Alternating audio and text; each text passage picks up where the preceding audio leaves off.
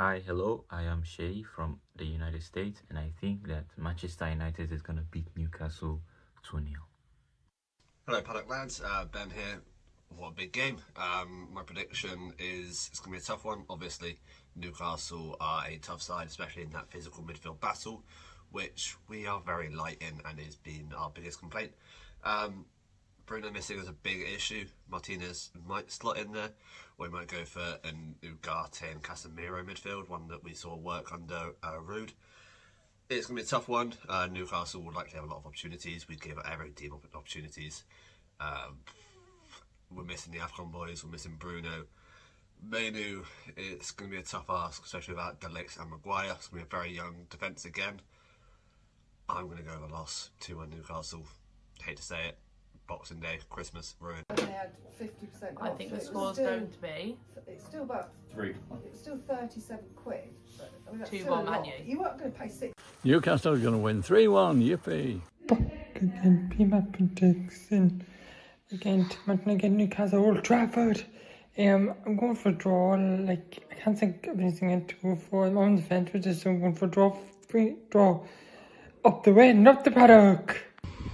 Merry Christmas, everyone. Ethan here, former producer for Stretford Paddock. Hope you've had a lovely holidays so far. It's Man United versus Newcastle, and I'm a Newcastle fan, so I thought I'd make a prediction for this one.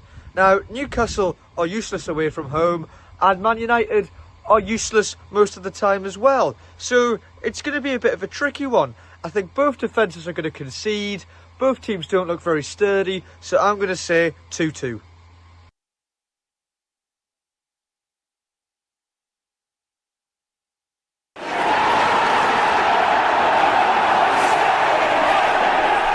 Hello and welcome to Stretford Paddock. This is the WatchAlong. Manchester United versus Newcastle. It's Boxing Day. It's the only fixture on Boxing Day because it's the only team that matters. Manchester United. I'm joined by two absolute Boxing Day... Ronaldo Brown's here. How are you? Heavyweights does yeah, the line that didn't have alliteration. It wasn't there. Didn't have alliteration. Bantamweight. I wanted to say it started with BA for sure. How are you, Ronaldo, on this very Christmassy of days?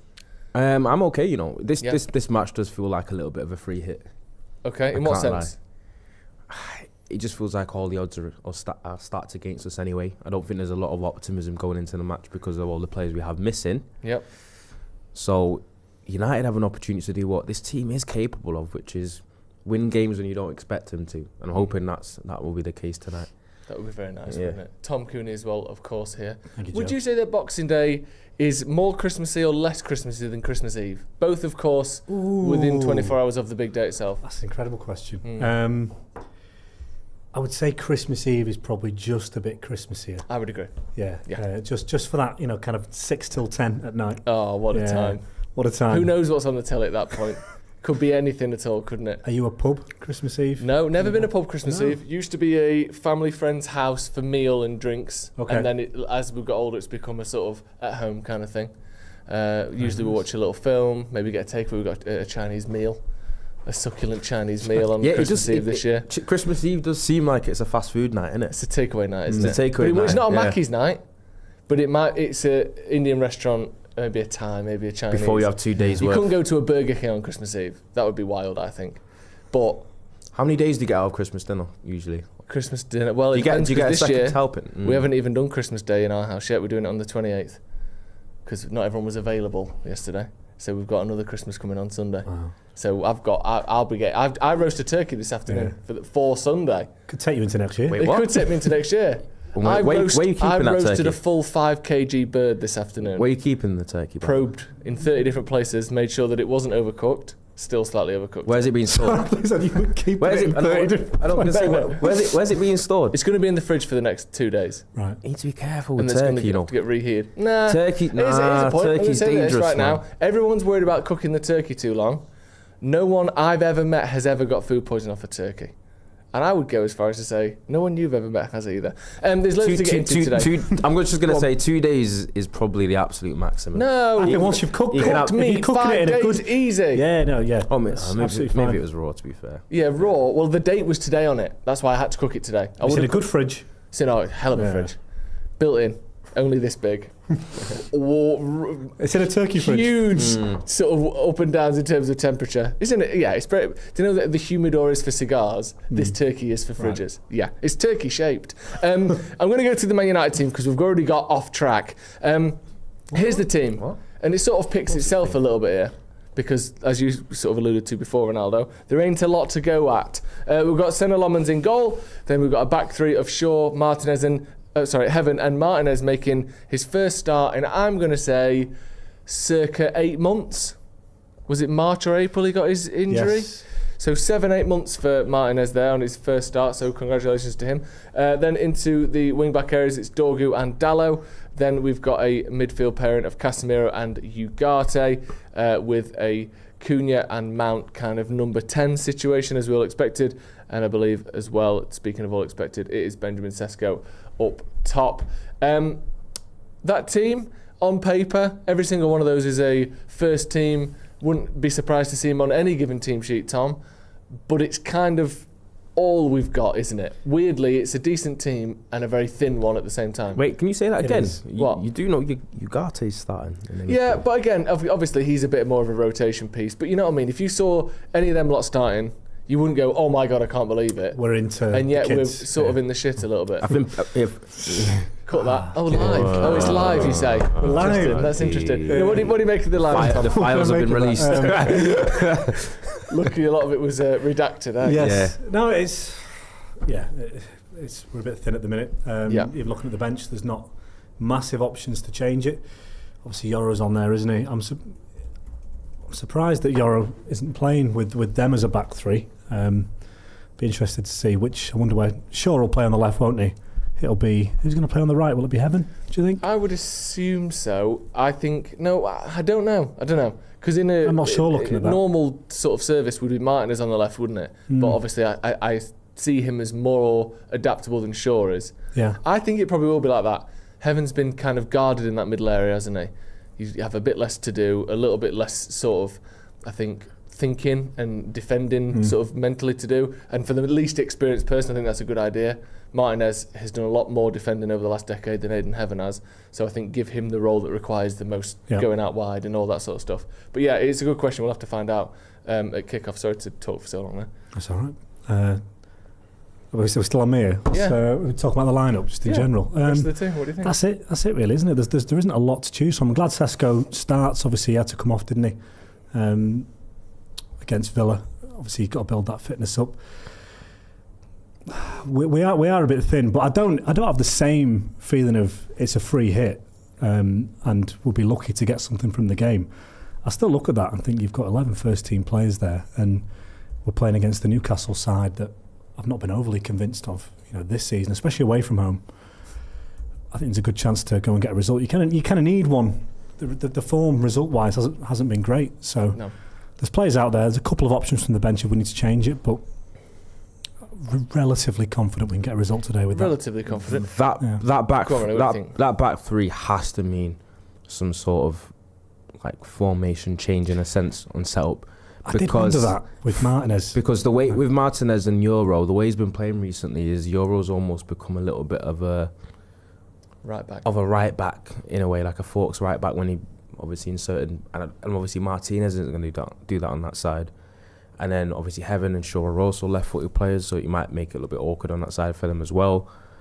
I think it could have a little bit of an interesting setup where Amorim might be a little bit adventurous with his tweaking. Because I don't know, maybe Grok knows, but I'm not sure I've ever seen a back three of all left-footed centre-halves before. Yeah, two of which are sort of under 6 foot as well. I thought Martinez... Slightly unusual Sure isn't. lineup. I thought he played well 5'11". 45 minutes. Is he 6 foot? Nah, Shaw's like 6'1". Is he? Yeah. Did we talk about this the other week? But I thought he was 5'11". Everyone has always thought Shaw's shorter than he is, and because he doesn't look tall. And I've seen Shaw in public as well. He's 6 foot at least. I saw him once at Gala Bingo. Footballers are often taller than you think they are as well. Anywhere between, some people saying 5'10" and then others saying 6'1". So anyway, he's cusping on the cusp, isn't he? He's obviously not 5'9" like Martinez, but he's not the biggest of centre backs either way. Yeah. It is an interesting lineup. I would say the most defensive lineup of Ruben Amorim's tenure at Manchester United. Have we ever seen 2 defensive midfielders, 2 defensive wing backs as well? I don't know if we ever have. For me, there's only 3 creative players on the whole pitch there. Is that a worry for you, Tom? A little bit. When I think about, I mean, just, I don't know, picking up on something that, you talk about, he might be a bit inventive. I do think if you're looking at Casemiro, Ugarte and Martinez, if there's one player I'd want picking up the ball to try and find passes through the lines into the forward players, it would be Martinez. Yeah. I wonder if we might see one of the midfield 2 there that you've got on the graphic dropping back into the defence and Martinez higher up the pitch, because with them 2 in the midfield, it's not something we've seen before. Newcastle have come here and gotten quite into us physically in the past, so we should be able to stand up in that sense. But creativity, it's getting the ball to the forward players, because you worry about the balance a little bit. Yeah, me too. I mean, looking at the rest of it, is there a possibility that we've got a Dorgu, Shaw, Heaven, Dalot back 4 with a midfield 3 of Martinez, Casemiro and Ugarte? We obviously saw Martinez play as a defensive mid last week. Is that a possibility, do you think, that it is a 4 at the back? Because Amarim said in the press conference that he might well change, and that, trying to get the perfect 4, sort of 3-4-3 might cost too much money and take too long. Do you think there's a chance that that's a 4 at the back? So would you think the setup might be Shaw left back, Heaven, Martinez, Dalot right back? No, I think Heaven... I think Dorgu left back, Shaw and Heaven centre backs, and Martinez right back. And Dalot right back. With Martinez in the middle. It's with 6. With Casemiro and Ugarte when we're in possession. Yes. And then the front 3. Possibly. I feel like it has to be something like that. Otherwise, what he's done in recent games wouldn't really work, because when he had Lenny Yoro as the right centre half, he did defend a lot and set up a lot in the right back area, which obviously Martinez won't be able to do, and that is actually one of his weakness areas. So he's going to have to be creative. Yeah. And you look at it, it's literally United have 7 defensive players on the pitch? Yeah. On the positive side, though, tricky one for Newcastle to prepare for. I don't think you could look at it and think, this is how I think United are going to play for this. So hopefully we can catch him by surprise early on. He's added a lot of that in the last couple of weeks, Amarim, in terms of how he's talking about setting up his team, how he's changing things during the game and compared to previous weeks and months. He is adapting, whether it's because he's worried, because he's getting frantic, whether it's Mazraoui playing as a 10 under 10 Hag situation, or whether it's he's seen what's going to work and what isn't, and he's doing that. Just to sort of repeat what I said before, but he did say in his press conference that he's starting to realise that maybe the amount of time it will take and the money it will take to get the 3-4-3 working how he wants it to is going to be a bit of an uphill struggle, and that maybe the time isn't going to be there to do that. Go on, Ronnie, you're smiling. What do you think of that? Boss calls were made, weren't they? Do you think? Yeah, I think it's probably just a natural realisation anyway, but I think there probably is dialogue with the higher-ups about, obviously, performance all the time. Because it comes down to it, it's been an improvement on last season in the sense of that we're not in 50th place. Whoop-de-doo. But we are a little bit shaky still, and obviously we are still losing games and scoring and conceding a lot of goals. I know people will point to the fact maybe we've only lost two of the last 10, but we are dropping points a lot. I think the goal conceding and the difficulty in winning that we've had in the last 10 games has been also a problem. And the thing is, we are a little bit of a toss-up type of team anyway, when we've got our full complement of our 11 with everyone available. So that's why it seems difficult to envisage United getting results like this against Villa and against Newcastle with so many players missing, especially Bruno as well. Yeah. But funnily enough, we talked about before we came on air, the Villa game, like, I'm not going to lie to you, I was quite impressed with the performance and I thought we deserved to come away from that with points. Can United obviously replicate that again against Newcastle, who have serious problems away from home themselves, have got injury issues themselves in the back line as well? Remains to be seen, but it's usually not a matchup that bodes well for us. No. I think it's a good time for the manager, because for a long time it was the question all the time was about the system. With every bad result, do you think you need to change?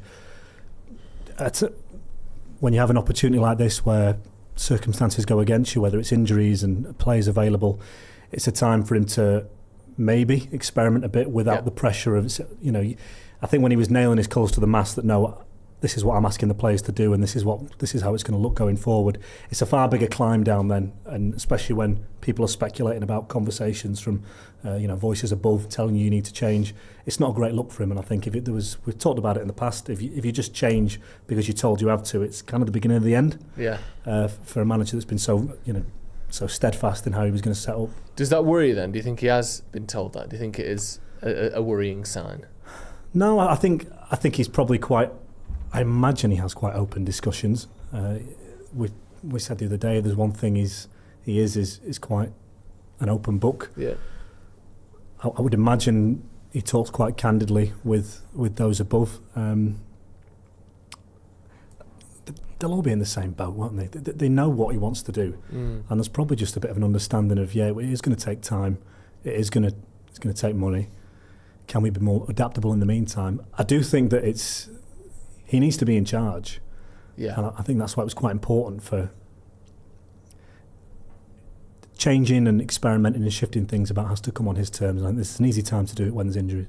It does worry me a bit, to be honest. I do worry slightly. I'm not worried about the higher ups telling him what to do. I don't assume that that's happened. But if they've come to a conclusion that we can't do it his way, I don't like that. Because I think then what are we doing then? That's what happened with Ten Hag, wasn't it? Yeah. Why did you hire him first of all? And obviously he has always said, and I feel like I have to repeat this all the time, because people don't always either want to or have read the shorter quotes and not the fuller quotes. He's always said he's willing to adapt and he's willing to change, but he's not going to do it because the players don't understand it, so he's just going to let them off, basically. Oh, well, you're not getting it, so I'll change. He's not going to do it because of that, and he's not going to do it because of outside pressure to change, which I think is fair enough, and that kind of goes to the point we're just saying about, I would consider Jason Wilcox to be outside pressure in that regard. I think if it's not coming from the manager, obviously discussions and what's best for the club, and I want your thoughts on this, how can we restructure? That's one thing, but if there's ever been a conversation where we can't get Semenyo, so you've got to go to a 4 at the back, or whatever it is, we're not going to be able to do this.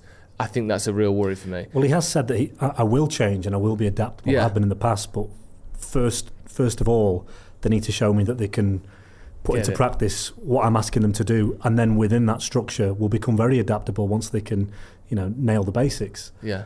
I don't know if maybe he's seeing more signs of them being comfortable in what he's asking them to do. So now there can be, a few changes. I don't know, but yeah, what does that come from? The talking about it may take more time, more money. Is that so? I'll read the full quote. So this was a question from Carl Anker in the press conference yesterday. It was in the embargoed section that came out sort of 10, 11 o'clock last night for the morning papers. So I'll read the full thing. So there's no sort of misrepresenting anything. So Carl asked, this was after you beat Athletic Club and it was a follow-on. Actually, I'll read the full thing just because it's a follow-on from a previous question. He said, "Good morning, Mr. Amram. Merry Christmas. Earlier this year, you talked about some of the characteristics you felt your squad could do with more. And you said wingers are more offensive than defensive. Could you explain that a bit more now?" Sorry, wingers that are more offensive than defensive.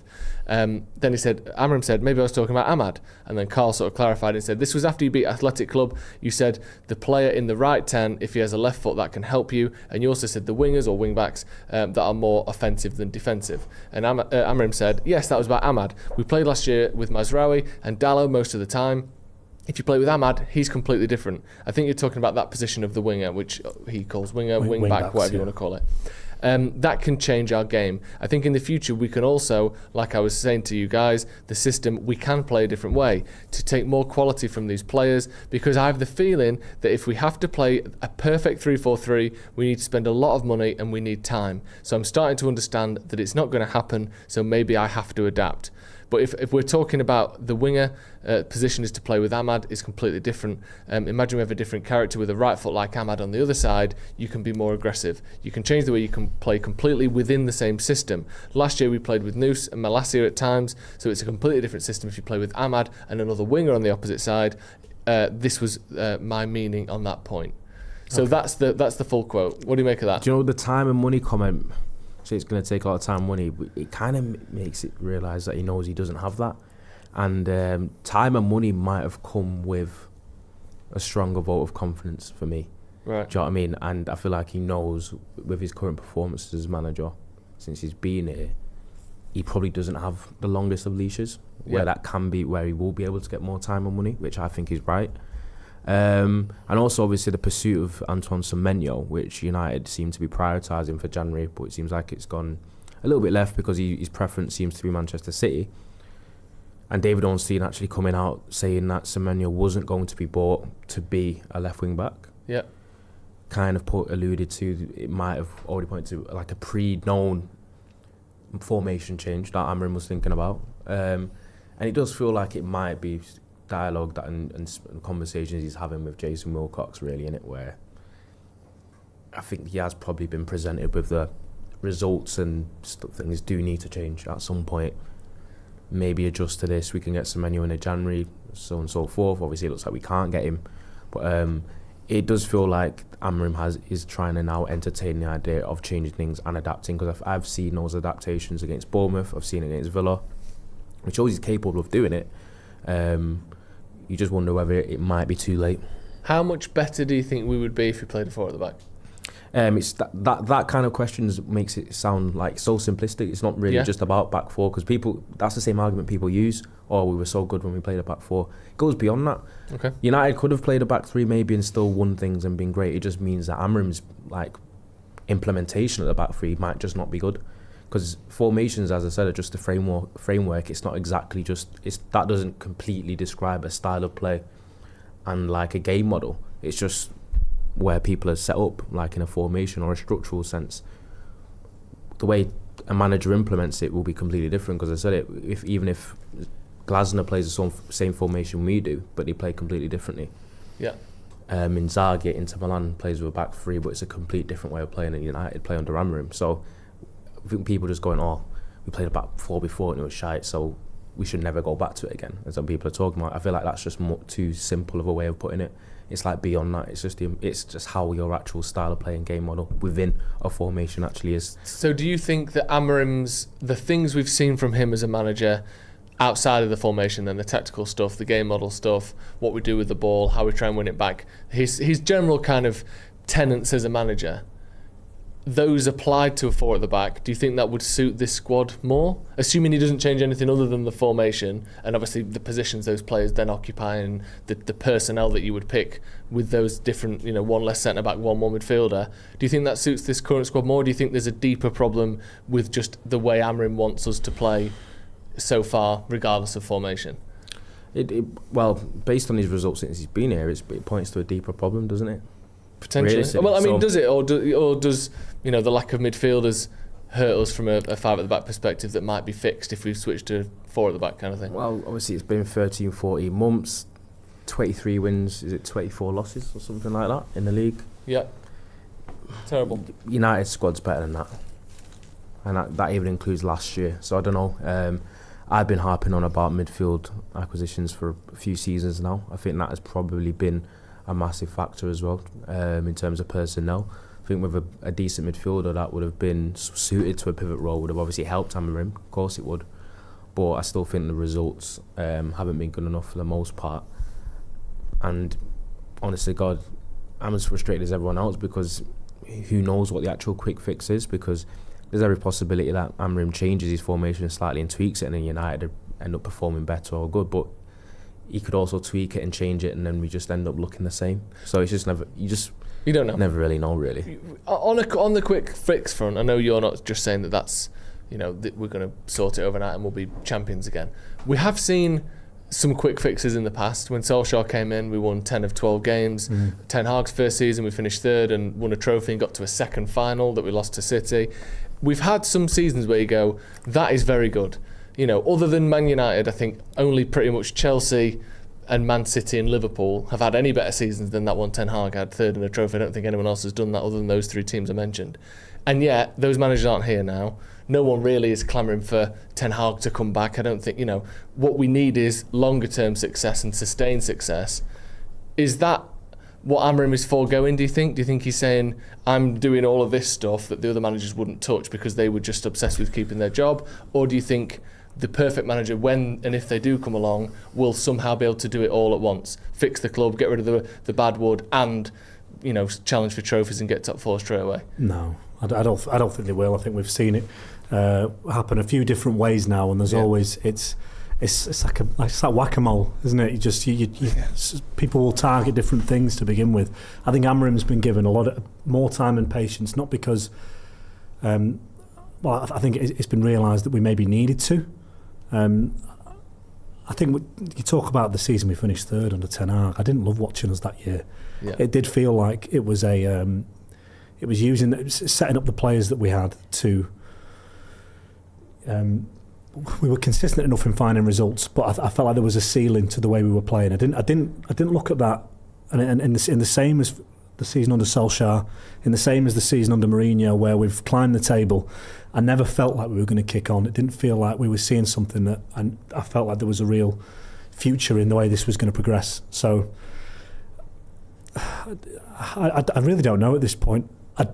You asked me at the start of the season about signings and which position you'd like to strengthen the most. I did feel that signing a central midfielder, a top central midfielder, would be the most transformative for this team. I worry about the middle of the park, and it's all well and good signing players in wide areas and up the top, but the spine of your team isn't where it needs to be. You'll get found out in this league, and I wonder if that's the comment he's made based on the pursuit of Baleba and how he was able to go and sign Cunha and Burmo. That was he was able to go and fix that, but I don't know what discussions have taken place around other signings in other areas where it's maybe trickier to find the player we need. It was talked about with Ten Hag's style of play, wasn't it, that maybe he was naive in thinking he could do that in the Premier League, and in Holland he had the very best players. They were better than everyone in the league, and he was able to have success with the style of play that in England he just didn't have. He needed to have much better players for that to be successful because it was so high risk. I don't really know. Do you know what I would say with that though, about and that was a constant criticism of Ten Hag. I've seen some people say about Amram. How true it was. I mean, it's more just. I don't disagree that there is some truth to it, and this idea that this system needs really good players to do it. Good. That's the system we should have at Man United. I'm not saying Ten Hag specific system, but I think the acceptance should be we get the best manager we can possibly get, and we give them the best team we should possibly get. One without the other isn't going to work. So a system that relies on having some of the best players in the league, that's what United should be doing, because we should have as good a team as anyone else in the league. If you put Pep Guardiola and he manages a Sunday League team, they aren't going to play like 2010 fucking Barcelona did. You need a top manager with difficult and winning instructions and a team that can do it. And I think the idea that when people talk about, the standards are at the mud at Man United, and you get accused of saying, we played well against Villa and we didn't win, and you still don't want to sack the manager, you're accused of lowering your standards and the standards being in the mud. I think the real thing where the standards are in the mud, if it is anywhere, is in accepting that we don't need to buy great players and we don't need to have world-class players. That we're going to find some manager that can somehow get a team which is pretty good, but with glaring weaknesses even when everyone's fit, and take that to be a top team consistently. Did United not do that signing Matthias Cooney and Brian Mbeumo? In the front line we did, and now we've got the second best attack in the league. So the cause and effect, we had a shit attack for multiple years. We've signed players that now per game we're on as good a goal scoring record as any time in the last 12 years. So that's great. Keep doing that. But I don't think, whether it's Amram or anyone else, that accepting a team being bog standard and going, this manager's asking too much of him tactically, he needs a team full of good players to work. What a loser. I think you need a team full of good players. The expectation is always going to every manager will be up against the expectation of Man United being the very best. Yeah, that's why the arguments are relative though. So it's not like people expecting United to win the league with the current squad. It's just people expect to be able to see how they can. It's United looking at the squad and thinking, where does it really stack up if United get their best 16? I remember we spoke about this already before. Is it really the 7th or 8th best squad in the league in terms of we spoke about 1 to 16? And I think it's probably 4th, 5th or 6th in that bracket. But here's the other question. If I give you the 6th best team in the league, or the 10th best team in the league, I think Aston Villa is somewhere in that bracket. I don't think their squad, man for man, is that good. I think they've got a very good manager that's playing a system that works for those players. So if you give maybe the 8th or 9th or 10th best team in the league a manager that suits those players, and you give the 5th best team in the league, so it's a better squad on paper, and you give a manager that is playing top level football that needs really good players to do it properly, who's going to finish higher in the league? I think, for example, Crystal Palace, Glasner and Crystal Palace accept, and their fans accept, 40% possession every week. You can do that there, and you can get the best out of that team by doing so.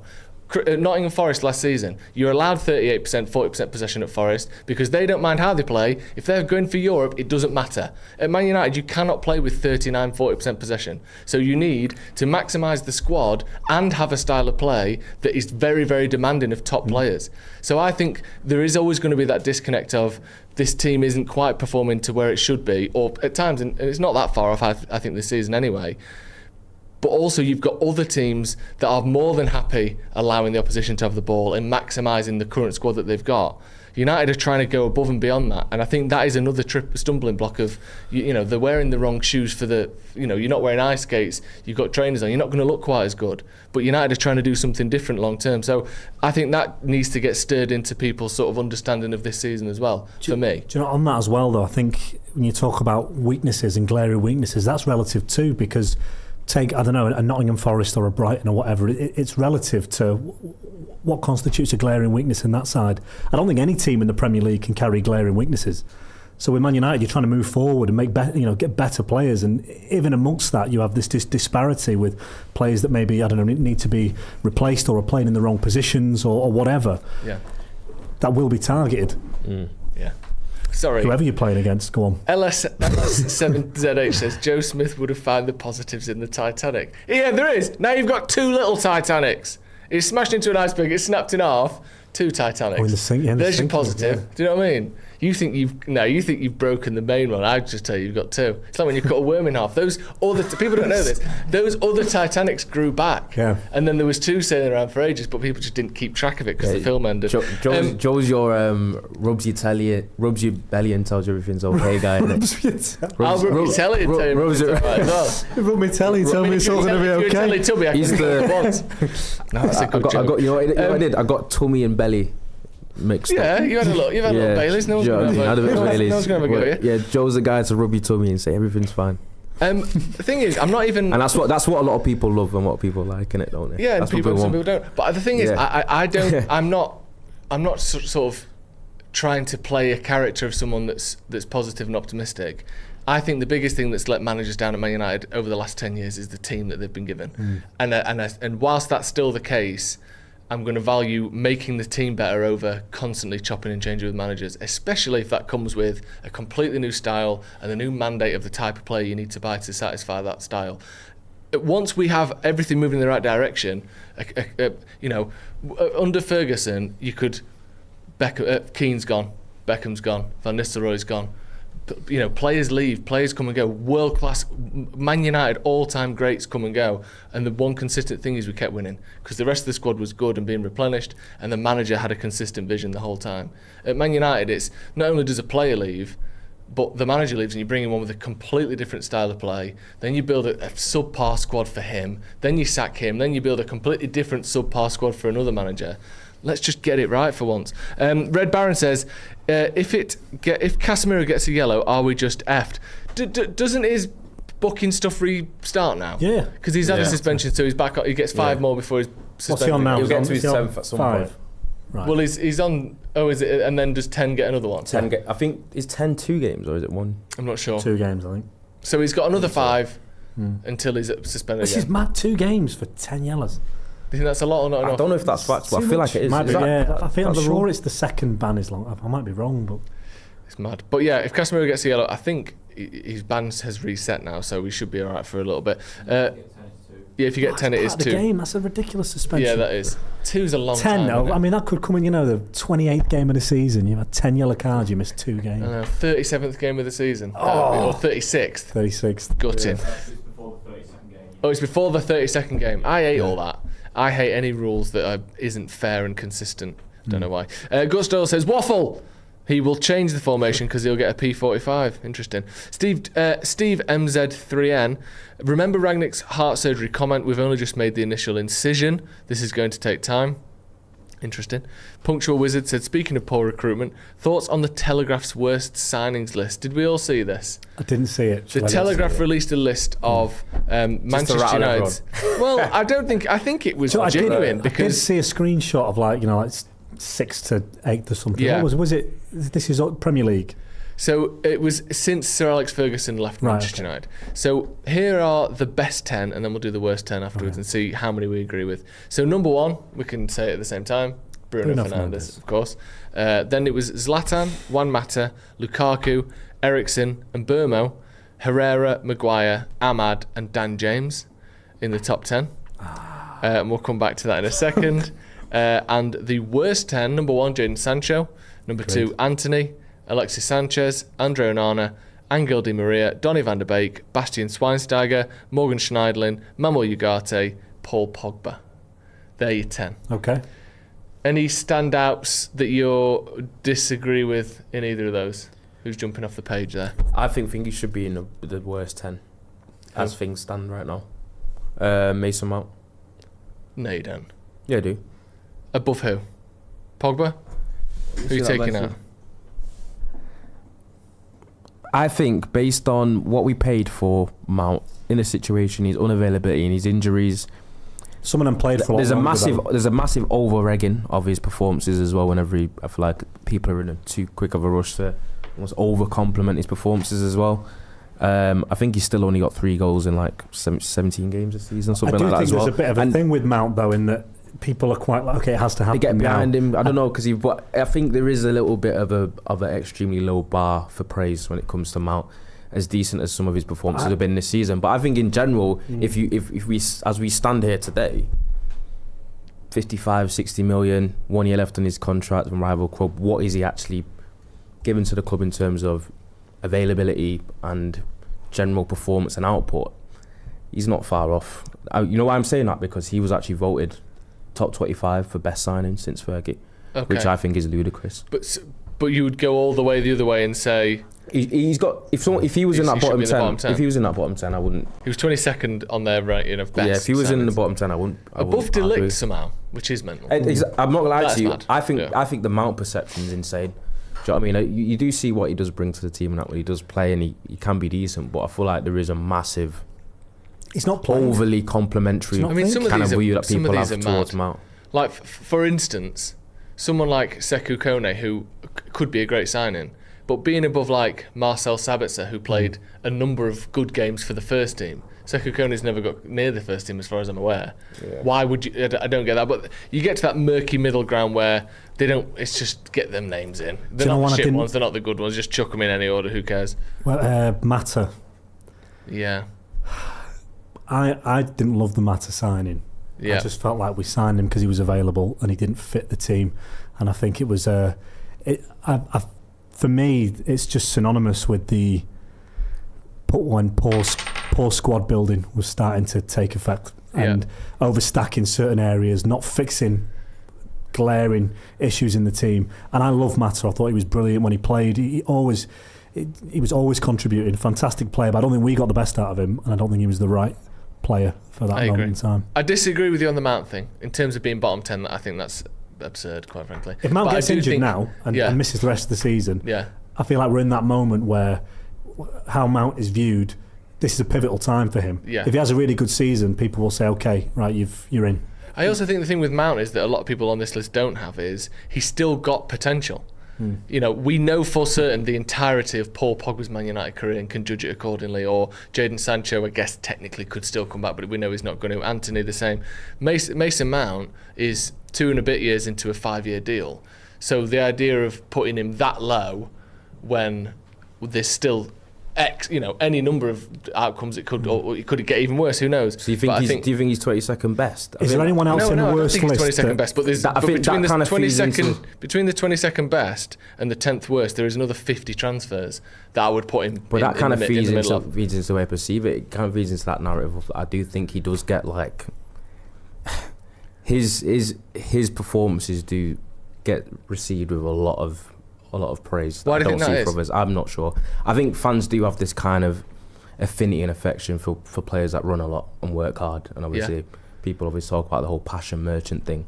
So I don't know if that kind of adds to it a little bit, but I think he's had a pretty decent start to the season so far. But I do feel like the way he's been spoke about is a little bit over the top in terms of how good he's actually been. I feel like Ander Herrera does well with fans because of passion and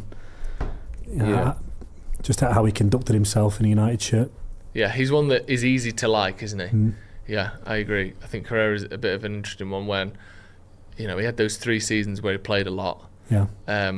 But I always felt as though I would have liked one extra notch of quality out of him. Yep. The extra, amazing defensive game. The an extra couple of goals here and there.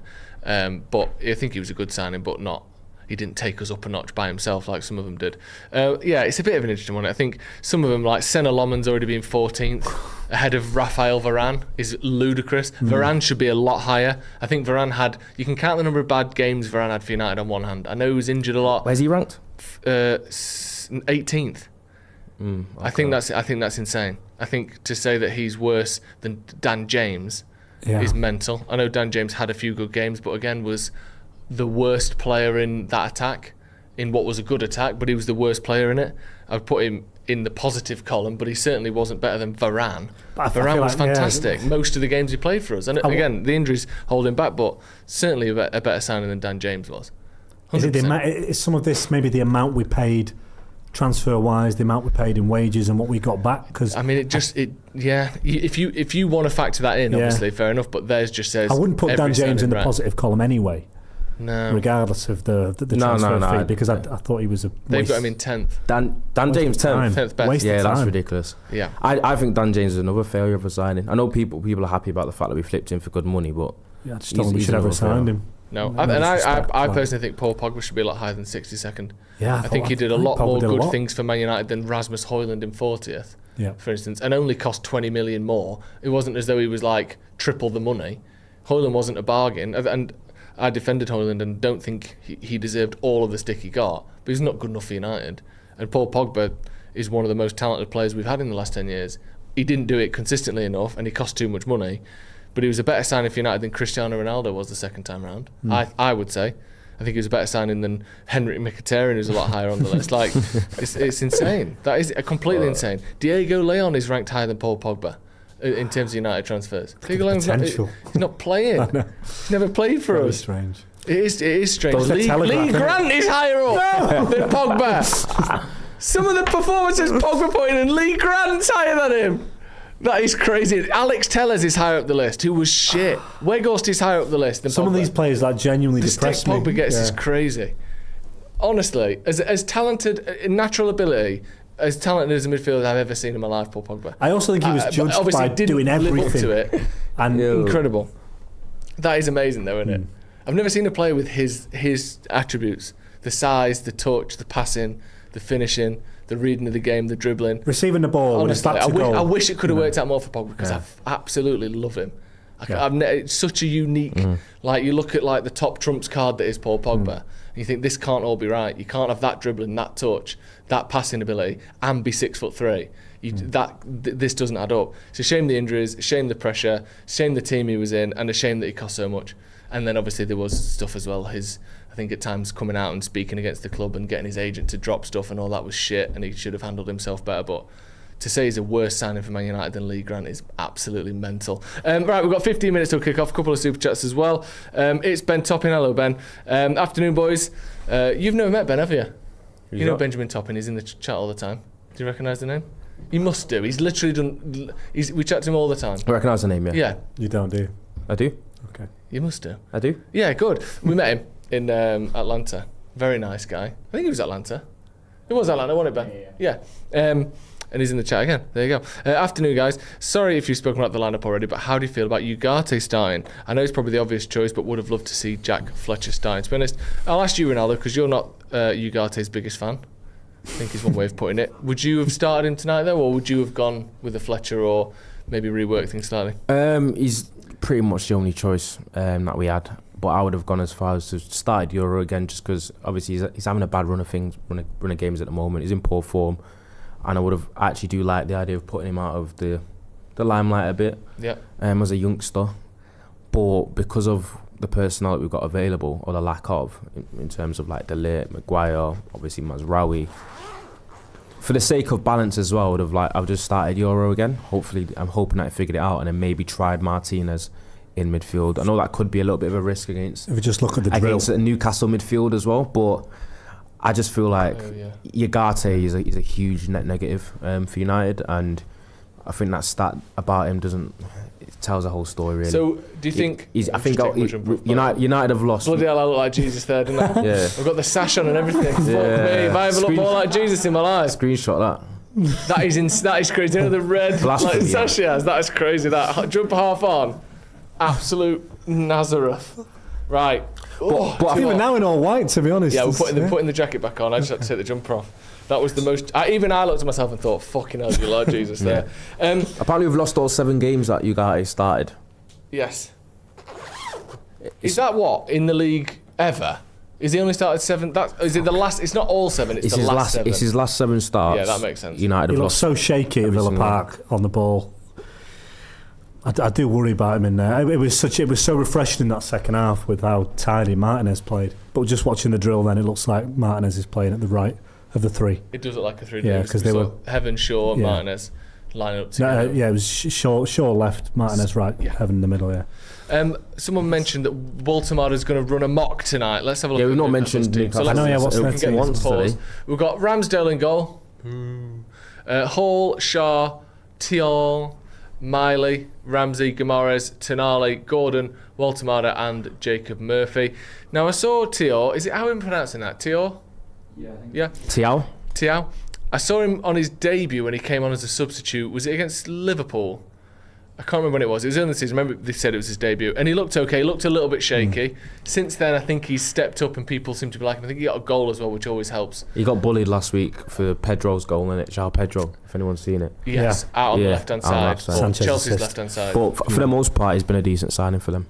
Yeah. But they've got, obviously, Dan Burn out. They've got Botman out. Botman not on the bench now. They've got Livramento out. Trippier out. They've had a massive defensive injuries issue to the point where they're starting Lewis Miley at right back, and you're thinking if Cooney's out there, that's maybe something we can. And you think we need a miracle to get 3 points? No, I don't know, man. Newcastle's away form. United have that surprise element about them. I think it's possible that we could get a result. It just feels unlikely. But yeah, Lewis Miley started right back last week against Chelsea against Garnacho, and apparently Garnacho still didn't do anything. So hopefully Cunha, if he's on that side, but it could be Mount, could make use, because he's only a young lad. He's not a natural right back. But obviously they've not started Joe Linton either. They've gone for Jacob Ramsey. I was going to say, their front 6 is roughly all available. I don't know if there's still players maybe out, but they've got pretty much their first strength front 6 there. In terms of attack, is only Elanga. And obviously Joe Linton, often in that midfield in the 3 there, isn't being selected today, but that is out of choice because he's on the bench there. That's what worries me. The thing that's done us so much against Newcastle in the last few years, and I think this is why Amorim was so obsessed with intensity. The amount of times he said that word over the last 12 months is, massive, because the game where we played them at home, and there was a 2-0 away, I think, as well, where for like half an hour we couldn't get near them. They were pushing us out of the way, they were outworking us, they were running more than us. You'd have their defenders and midfielders tracking back past our wingers to get the ball. It was just a disgrace of effort and of intensity from Newcastle, or a disgrace from us, sort of forced upon us by Newcastle. That's the one thing I want to see here, us matching their intensity. Because Newcastle haven't been great this season, especially away from home. They've been shocking. But what they always have against us, because it's up until Sunderland came back in the league, a lot of Newcastle fans' biggest rivalry in the league is us. We're 100% going to get the most intense, the best version of Newcastle, that kind of Champions League night, crazy intensity version of Newcastle. We're probably going to see today, and we have to match it. Yeah. We've been outdone by it so many times in recent seasons. That cannot happen again. It was the Casemiro-Eriksen style, wasn't it? That was a disaster. That was an utter disaster. And I think physically we're in a better place than we were then. I think the team is taller, the team is stronger, we're bit more adept at set pieces where we were struggling at the time. I think a few of the goals came from crosses, didn't we? We just got bullied. Did Joelinton get a couple of goals that day? I'll double check. But yeah, it was a disaster of 45 minutes. I wonder if that's in the thinking today with going for Ramsey, Bruno and Tonali in the middle. I mean, it's been awful. Joelinton got one. This was Old Trafford. Isak got one after 4 minutes, then Joelinton. We lost 4-1 to him in April as well at St James's. That's why we equalised as well with Garnacho, and then we just went to pieces in the second half. 100% right, yeah. And then before that, we played him in the EFL Cup, didn't we? And lost 3-0 at home. So it's been a We're real... due one. We're due one, yeah. I mean, we beat him in the Carabao final, didn't we? Have we beat him since then? Don't tell me that's the last time we beat him. Let me just check now. The only issue with United's team today is, as Tom was talking, like the bench is very, very light. Yeah, massively light. Right, so in the last 1, 2, 3, 4, 5, 6 games, we've lost 5 and drawn and won 1. That was on the 24th of May. We beat them 3-2 at Old Trafford. Was it the Premier League? Yes. That was the Mainu scored, Ahmad scored, Rasmus Højlund scored, and Gordon and Lewis Hall scored for them. So yeah, 1 win, 5 losses in the last 6 against Newcastle. They just have the exact thing that we've been so bad at, which is that incredible intensity, energy, second balls. They're a master at winning the second balls when they're on it. And that's, I think, hopefully, one of the big things that Amorim's tried to change about United. And from what I see, I do think he's improving that 100%. Bournemouth used to, and again, we drew a 4-0 with Bournemouth, but look at the performance. Bournemouth have come to United so many times over the last few years and just completely outrun us, overrun us, outran us. They didn't do that the other week. It was just other things that let us down on that occasion instead. So you fix one problem, you create another one, unfortunately. We've got 5 minutes till kickoff. Let's get some score predictions in. Get your score predictions into the comments. And that's Alan! That's bloody Alan, that! You see that? That was Alan! Who's Alan? That's Ethan's best mate, Alan! the Christmas pudding, that was bloody Alan, that! Unbelievable! Who'd have thought we'd see him in the flesh? That lad Alan there came to Sloppy Joe's live show, came up from Newcastle, was too hot, so went to the post office and posted his coat home. Because it was too hot, so he posted it back to Newcastle to meet him when he got there. So what happened? Just putting it in the studio back there or something? It was a venue. It was a live show, so there's nowhere for him to put it. Not a cloakroom, not a... No, well, I don't know, maybe. He's made the decision before he got there, right? He thought, you know what, it's too hot, I'm going to put my coat in put a stamp on it, post it. Mad, that. Or just tie it around your waist. Like could have done all of these things, but he didn't. Yomi Nelson says, anyone else seriously worried about the game today? Would you want Bruno Guimaraes as a signing in the summer? Up the Paddock. Hope you all had a wonderful Christmas. Would you take Bruno Guimaraes? Obviously, you'd take him in the squad. Of course. Would you want us Definitely. to try and sign Bruno Guimaraes? I'll take him. Yeah. Obviously can't afford him. How much do you think he'd cost? 90 million? 80. Yeah, because he's not that young as he was. He's 28 now, 29. So he's not going to be 100 plus, but I don't know. I think we'd buy him and go, oh, he's not a 6, is he? Oh, we still need a... Oh, shit, we've just bought... That's the problem with the midfielders, isn't it? That's the type of comments when you've got a system that requires specialists, that's usually the responses that you can have to links. Is that a bit of a diss, or...? It's not a diss, it's just kind of how it is. Like, obviously, when you're saying, oh, Bruno Guimaraes, can he play in a double pivot? Can he play as a sole 6? It usually has been terms that we've been using the past couple of seasons, even under Ten Hag as well, because he kind of played with that 3-1-6 kind of shape as well. I think it shows that there's kind of like specialist requirements for certain players in the systems that we play in, and that's why you're talking like maybe you want to see full investment. And obviously Amorim's found out like it'd probably take a lot of money to get all the specialists that he'd require for his system to work. Yeah. Keep bringing your score predictions in. We sort of cut that up by seeing Alan there, but send in your score predictions, and then and not just the score prediction, but how do you think the game's going to go as well. Hey Frankie says 3-1 United, 4-1 United says Pure Ice. Stacey MUFC 3-1 United. Ronaldo, score prediction please. 1-1. Scorers? I'm gonna go Anthony Gordon and Cooney. I like that. Talk to me, Tom.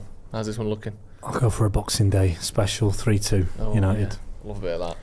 Yeah. United are going to score 3 goals with 3 attackers in the whole squad. I know. Do you know what, I called the 2-1 the other day.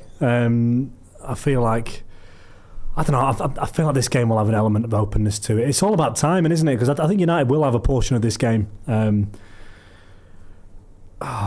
on. We'll go 3-2. I've said it now. Okay, you're going to stick with it. Brace for Sesko. Yeah, I like that. Seriously says 2-1 Casemiro and Big Ben. We let in 2 goals at least. We can't defend. That's according to Clipped by Cran. So no one thinks we're getting a clean sheet today. Oh, I've not seen a single nil. Kite Boy says 2-2. Fox United says 3-1 to the Toon. Interesting. Sesko feels like he's getting there. We could do with a goal for Sesko today, couldn't we? Very much so. We could very much do with a goal for Sesko or 2, as you predicted. I think it's going to... With United, anything's possible, isn't it? 4-0 either way, I could see, to be honest, and anything in between. I think... I hope that they're not going to piss through us like they have done in recent years. I expect us to match their intensity, even if we can't quite get it 100% of the time, because that's their whole thing that they specialise in. I expect us to not get completely overran like we have done in the past. I'm going to say 2-1 United. Mount will be important today. Scorers, I'll say... I think Casemiro might get one on his comeback, and I think that Benjamin Sesko will get one as well. Can you stance there? Casemiro's always dangerous, isn't he? Yeah, he is. He's got 4 league goals this season. And yeah, from set pieces in particular, he's just an absolute menace, isn't he? Matt G says, thoughts on Nathan Salt's report on Ghana interest. I think I don't know how much I see it happening, to be honest. James Garner, obviously playing for Everton, former United player. I think his contract runs out at the end of the season, so it wouldn't be an expensive one if we were to get him in January. I don't know. I wonder how much of it's him sort of posturing for an extension at Everton rather than genuine interest from United. But he's a good player. Yeah, should aim higher though. Yeah, I agree. I think he's a decent player, but yeah, Everton. I was surprised we sold him at the time we did. For the 14 million for the amount of money we did. Yeah, it wasn't 10? a lot of money. I just thought after the season he'd had at Forest, it seemed like he'd been progressing at a good rate and that he'd make his way into the squad. It wasn't a lot of money. It seemed a bit of a strange one. He's versatile as well, isn't he? He plays all over for Everton. Yeah, he does. Plays right back at times. Plays left back often. Left back, plays as a number 6. Can play as a 10. He's just one of those. Plug him in a hole players. 1 minute to go. Martinez starting his first game. That's going to be big. I worry a little bit about the knock and go Newcastle Anthony Gordon versus Martinez stuff on that left hand side, because they're good at that, and him sprinting back to his own goal isn't one of his best attributes, which I think is a big weakness of too many of our centre backs, by the way. Running back toward their own goal, they're not good enough. But hopefully we're not going to see too much of that. Freezer Burnt Peas, is it bad that we're playing with 3 left-footed centre-backs? You mentioned that before, Ronnie. Is that a worry? Is that a bad thing? It's mad how you think that's... like, it does seem so weird to look at. And then you wouldn't think it if it was 3 right-footers. If it was 3 right-footers, you wouldn't think that. No. Do you know what I mean? But Evan's pretty 2-footed. Yeah. It shouldn't be a bad thing, should it? Why would it be a bad thing? It's not just awkward. Is it? Why? Under pressure, just angles. Right. People aren't used to seeing it. Yeah. Apparently that's one of the reasons why boxers are... people trained to be off. Are disproportionately represented in boxing, because you're not used to it. So you get an advantage by being left-hander. And then it turns out the advantage then the advantage gets minimised. But there's like 30% of boxers, or 25% of boxers are left-handed or something, and only like 10% of people are left-handed. So obviously you get a bit of an extra boost there. And then actual elite boxers, there aren't actually many that are left. Kicked off. Boom. Well done, good header, Dallo. Mason Mount playing 1-2s off Voltemada there. And I love that. Who's that? Dorgu. What's he doing? Is he playing right wing? Why is he there? Dorgu, see, this is... Alright, so now we're going to see straight away... Yeah, something's happened. What Amram's master plan is. So, yeah, it's a fucking 4 at the back. It's a back 4. So you got Martinez and but Dorgu is still... Dorgu's playing right wing at the minute. Yeah, that can't. Dorgu is playing right wing. Dorgu right wing, like his Lecce days. Dorgu, but then Dallow's playing right back. Yeah. So Dorgu, Dallow on the same side. Oh, heavy touch to get there. Oh, come on, he can't get through all here. That's 50 seconds in, you got his first foul. No, fuck off. That wasn't Ugarte's fault. You're just...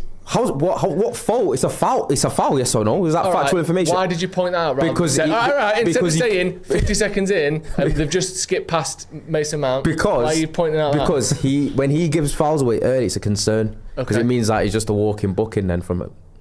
Interesting. Oh, here we go. 1 minute 14, Ugarte's first tackle. If we're going to play that game, bit of balance. Wait, we're breaking it. I don't even think Ugarte's that good.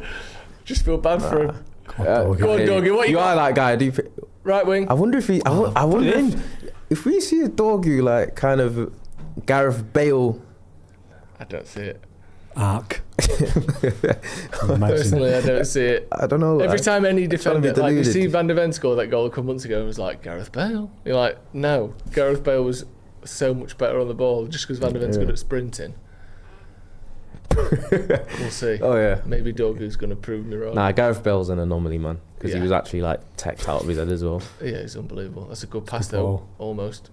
Oh, go on, send it out. Come on, Luke. Fucking hell. Oh, yes. To give him the grown man strength there, innit, Luke? Sure, to little boy. Just a little fingertip push and still got. That was not a bad smiley out. Not a bad pass. Yeah, it was. Who was that? Good idea. Who was it by? Manuel. Was it? I actually wasn't even trying to set you up there. I didn't realise. Free corner to Man United. Then come on, let's get an early one. It's another bright start. Dallow. We are playing a 4-3-3 now. No, he's sure Dallow's not playing on the right of the three, and it's Dorgu. But then that means Luke Shaw's playing left wing back. Exactly. Yeah, but he's playing very high up there. Shaw higher than he would normally be, and he's the only one offering. Oh, that's a chance. Should do better there. And it's Casemiro should score that. Casemiro free header there, just probably what 3 or 4 feet. No, he's got to score. Well, you got to hit the target. He's completely unmarked, and of all the people you'd ever want, he just misreads it. Hits his cheek. He's up wrong. It's actually amazing how often the ball just finds his head. Yeah. From attacking set pieces and crosses. I mean, it's obviously something he's doing, isn't it? Because, like, it's completely disproportionate to his size, his athleticism, everything. He's just an absolute freak at reading the ball, and maybe he's given that role as well a bit more free. Mount's in midfield. Well, it is, yeah. It's a 4-3-3. It is. Yeah. Dorgu on the right wing. Mount in the 10. Cooney on the left, and then Sesko up top, with Casemiro and Ugarte as your 2 holding players. What I would guess is, more specifically, I think it would be Casemiro as your holding player, Ugarte allowed to roam and kind of rat it out a little bit, and then Mason Mount as the creative 10. Because that's one thing Ugarte is quite good at, is running to danger and trying to snuff it out. Good hold up. Yeah. Decent start. Started nicely. Yeah. We look bright, man. We do start games. Well, it's the same. I got the same feeling at Villa. I was like, "What? Who are we?" Doesn't feel creative though. Not yet. Here we go. But we are. What? Yeah, I feel like that's one of them where if the pass was like a bit closer, it might have give it. No, it might have give the foul. Oh, right, when the pass is like he's never getting to the pass, I think that's when they. Yeah. But yeah, nice start from United. And one thing you can expect from Dorgu, you would hope, although I'm just going to say the exact opposite is happening now, is good pressing. But maybe that's not been the. If he was going to play his formation and be a right wing, would you think he should have been bold and started Lacey then, or would that just be silly? Or like an attacking. Maybe. But he's played there. Dorgu has played more professional games at right wing than Shea Lacey has. So. And this left-hand side is going to be a concern, isn't it? Dorgu, what are you doing? Go on. Welsh marshalled. Yeah. Martinez did well there. Full-time production said, if you want to score on the counter, we cannot be giving the ball to Dorgu while breaking at pace. He doesn't have any attacking prowess and slows down play. Well, yeah, we're going to have to see that on that front, aren't we? Because that's the sort of conversation we're talking about there. Should we have gone with Lacey? Should we have gone with someone else if you are playing a 4? But maybe I think personally the threat of Newcastle's physicality and intensity leans you towards Dorgu more than it leans you towards Lacey. That's one thing Dorgu rarely gets caught out on, is physicality and work rate. Nice. Good hold up. Keep it. With some good play so far by Sesko. Yeah. It's good hold up play. See, this is the one problem you have when you're playing 4. Yeah. There isn't always an obvious next pass. Heaven and Martinez are both pretty good on the ball, aren't they? Yeah, he is. They are, yeah. Lucky. But he sort of needs to not. If you're playing with 4, you need to not push out as much as that as well. You've got to be a bit more careful there. Mad, isn't it, that every game we just talk about the formation? We've never had this before. Nah, ever. We've literally never had it like analysing what formation it is all the time. It's weird. It does seem to be just a innate kind of allergy to 5 at the back in England, doesn't there? People inherently don't like it. They don't think you should play like that in England. I'm not saying everyone who thinks we should change is saying that, but I think the pundits, journalists, us as fans, we don't really get it. Most of us have never seen it. Certainly never seen it be successful unless you're a Chelsea fan when Conte was there. Yeah. I think we slightly, don't know, it tastes a little bit bitter to us. I do think until United start to get it right, we won't be able to do anything right. It's, whatever you do, it's the wrong decision, it's the wrong personnel, wrong formation. Sesko doing another good little job there, Ronnie. He's heard you praising it. He's had a bright start, Fueled him on. Yeah, Newcastle pressing really well though. United a couple of times struggling to get the ball out. Clever throw in. Was that a throw in? Was that a throw with that much power there? It couldn't have been a throw. I think he did he think it was a free kick? I don't know. No way that was a throw in. It can't have been. It hit Sesko so quick. That was a rope. Yeah, that can't have been a throw in, that surely. Is the game stopped? Someone injured. Oh, Ramsdale's hurt his bum cheeks. No Pope on the bench. Has he got hammy? Is he? Pope on the bench. Pope on the bench. Pope on the road. Pope's got a clanger in him though. He's on the ball. Yeah. He's not played since PSG. It's weird, isn't it? He's another one. 18 months ago, 2 years ago, Newcastle fans would tell you he's the best keeper in the league. And then you get asked to play out from the back and all of a sudden you literally get dropped for anyone. Yeah, he's a shot stopper. Yeah. As a shot stopper, he's good. That's terrible, that hamstring as a goalkeeper. No, 8 minutes in. He's not. He's done, isn't he? Yeah. Surely. I mean, what's... I wonder how he's done that, just kicking it long. I wonder with goalkeepers, the kind of tendency, I don't know, maybe to be a bit lax with your warm-up because you think that'll be fine. Yeah. Can we get a tiny bit more volume? I think Neville's talking about Newcastle there. Changing the formation or something. Or adjusting. He said he thinks Hall's been sent out as like a messenger to change the formation a little bit, and that's why Ramsdale's went down. Okay. Oh. He thinks they've sent Hall out as a messenger. So how has he got the information to Ramsdale Neville to pretend to be injured? They've probably got a little baseball style finger gesture that they can do. We need to get a message on. Go down, hold your hamstring. So they're going to change I mean, presumably they haven't been too happy with the start.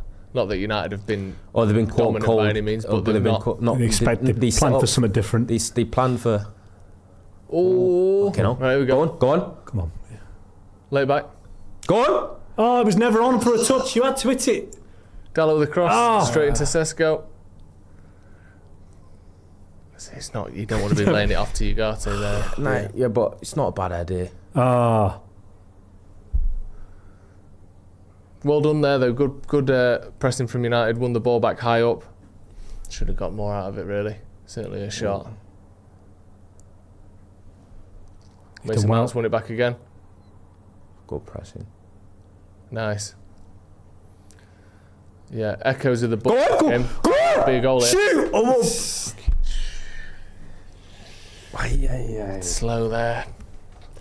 I don't know how good a chance it was, but the fact that it's found him in the box. I don't know why he's. Yeah, I don't know why. I think it maybe just gone behind him. It's a good ball from Dorgu. It's a great ball. But his weight's the other way. It's behind him. Yeah.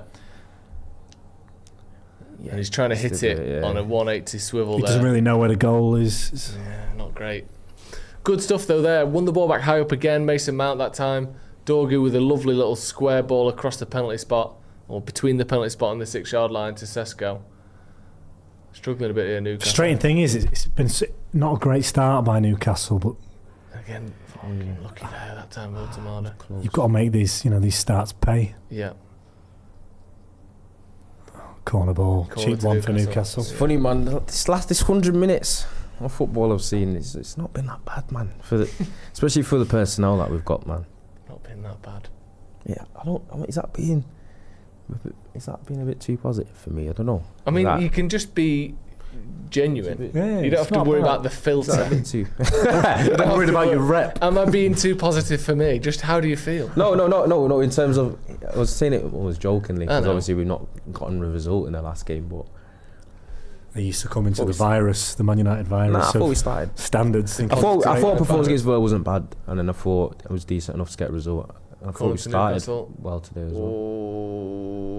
Whoa! Shit. Was that Lomans with a save there? Just felt like that was going in. It felt completely like it was going in. Newcastle won the header at the near post. Unlucky. And then as Lomans was on his backside, I don't know if he saved it or whether it never got to him.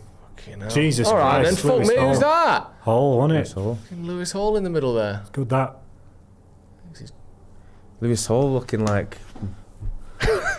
No. That's twice. That's three times he's dribbled for everyone. I don't understand what's going on. What happened?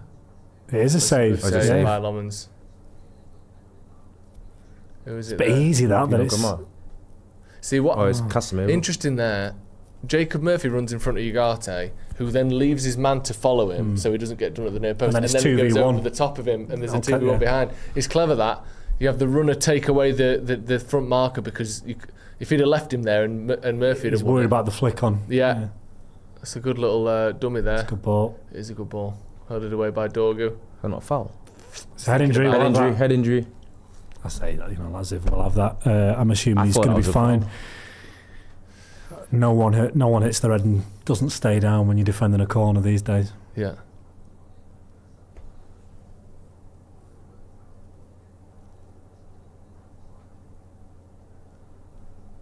Is that a you request? No. Producer Ben just brightening it up for us a little bit. Bringing a little brightness to our day. Nice jumper. Is that a new jumper, Christmas? Yeah. Lovely. That's nice, that. I'll have that, actually. I'll take that. Oh, what did you get for Christmas? Has risen. Oh, yeah, good question. I got some good stuff. I got the Lord of the Rings soundtrack on vinyl. Very nice. Very nerdy, isn't it? Come on. What else did I get? I got, oh my God, I was playing with it all day. A robot Hoover. I got a robot Hoover that also mops. It's one of those little guys. It also mops. It also mops. God, wow. That thing, honestly, the way it's planned out my downstairs, you won't believe it. And that's not a euphemism for anyone who's listening at home. No one kick-flipped one. You can't kick-flip them because they're too precious to us. Loads of little bits and stuff, but that was the main one. What about you? What did you two get? Anything good? I've got these socks that I'm wearing. Yeah. Underwear. Yeah. Yeah.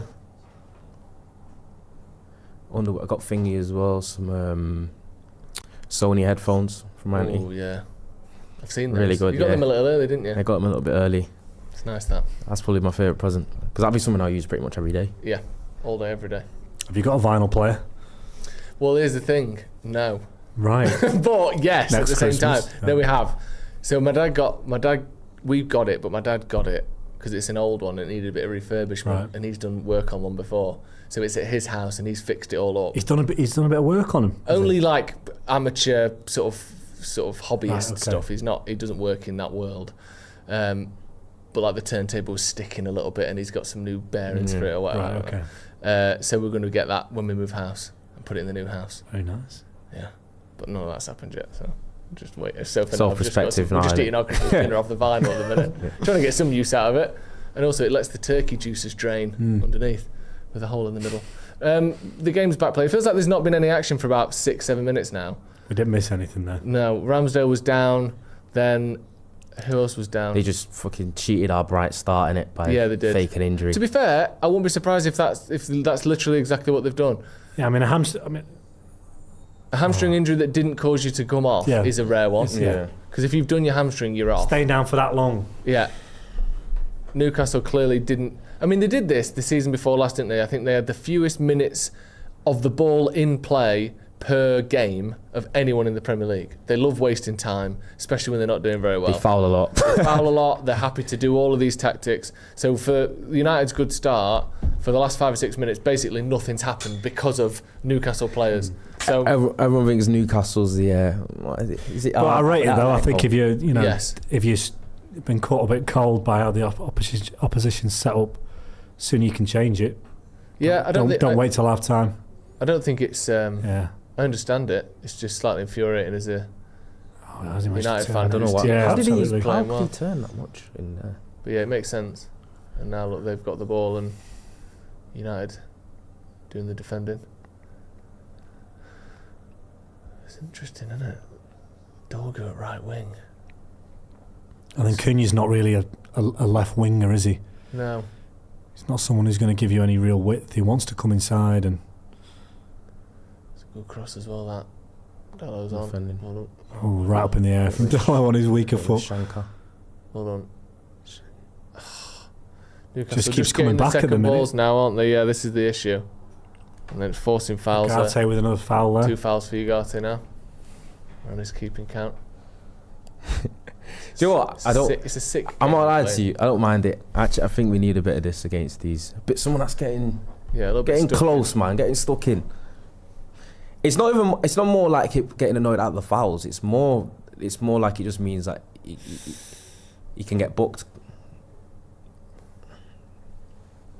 Who's on down the line? Anyone? Nope.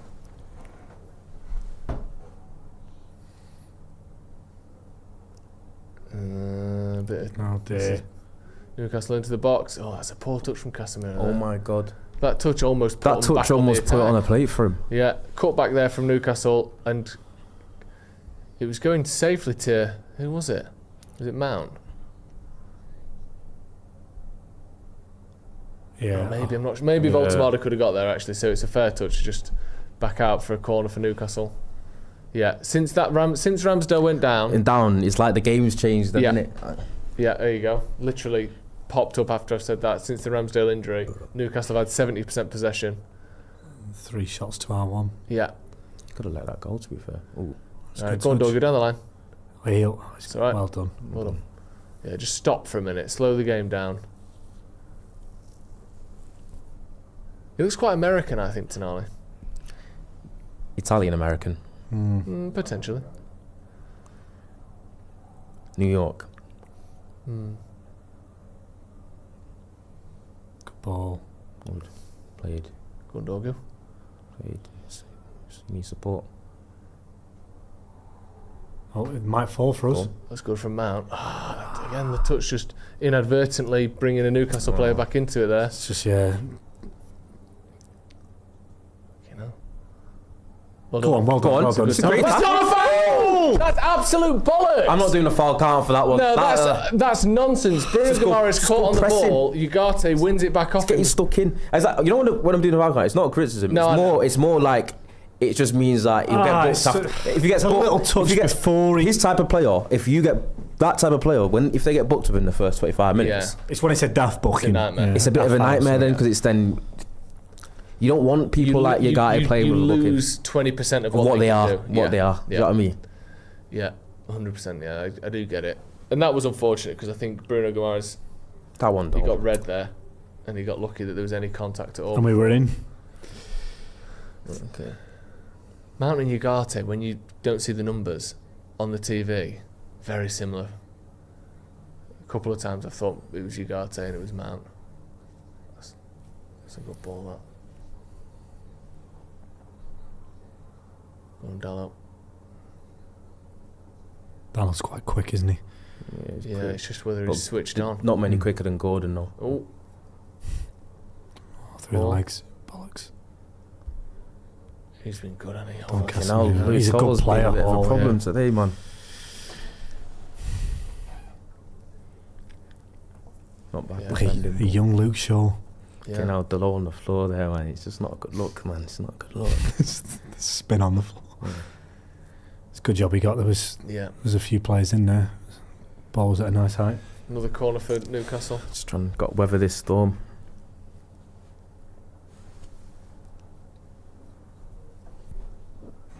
This might be one of the games where, especially with we don't have much on the bench, United need to be clinical when we get the opportunities in it, which we sometimes aren't. Ooh, It does feel like the first goal's important as well. Yeah. I say that a lot, but just when you're missing players, it's... Don't foul him.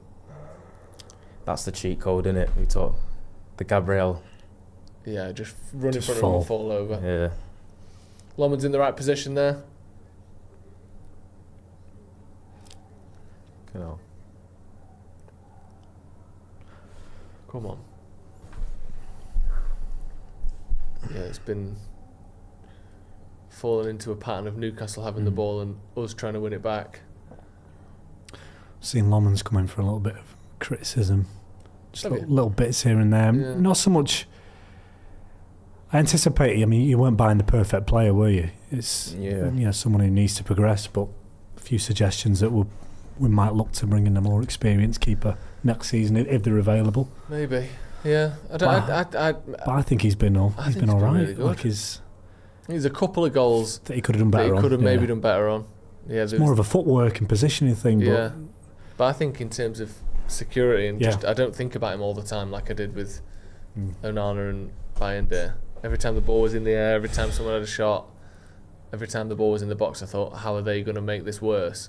And that's absolutely not the case. But no howls. It's not as if he's not making saves. No, he's doing well.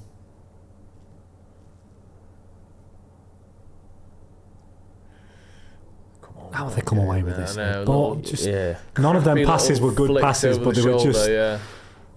All right, challenge. Well done. Go on. Nice. Well done. Nice. Great. Dorgu. Go on. Dorgu, back post. Unlucky. Good stuff, though. Sesko did really well there. Ramsdale looks like he's recovered. Amazing. His hamstrings regrown in the last 15 minutes. Good shimmy, though. Yeah, it is. I'm just looking at Dorgu back post there, man. Him, yeah. I can't tell. Is he trying to cross it and he sort of slices it, or is he shooting there? From what I've seen with Cooney so far, it's a shot. Yeah, he likes a shot. Does he not average like 6 shots a game? He had 8 against Wolves. Throw. Yeah. Go on, Dorgu. Go on. Dorgu.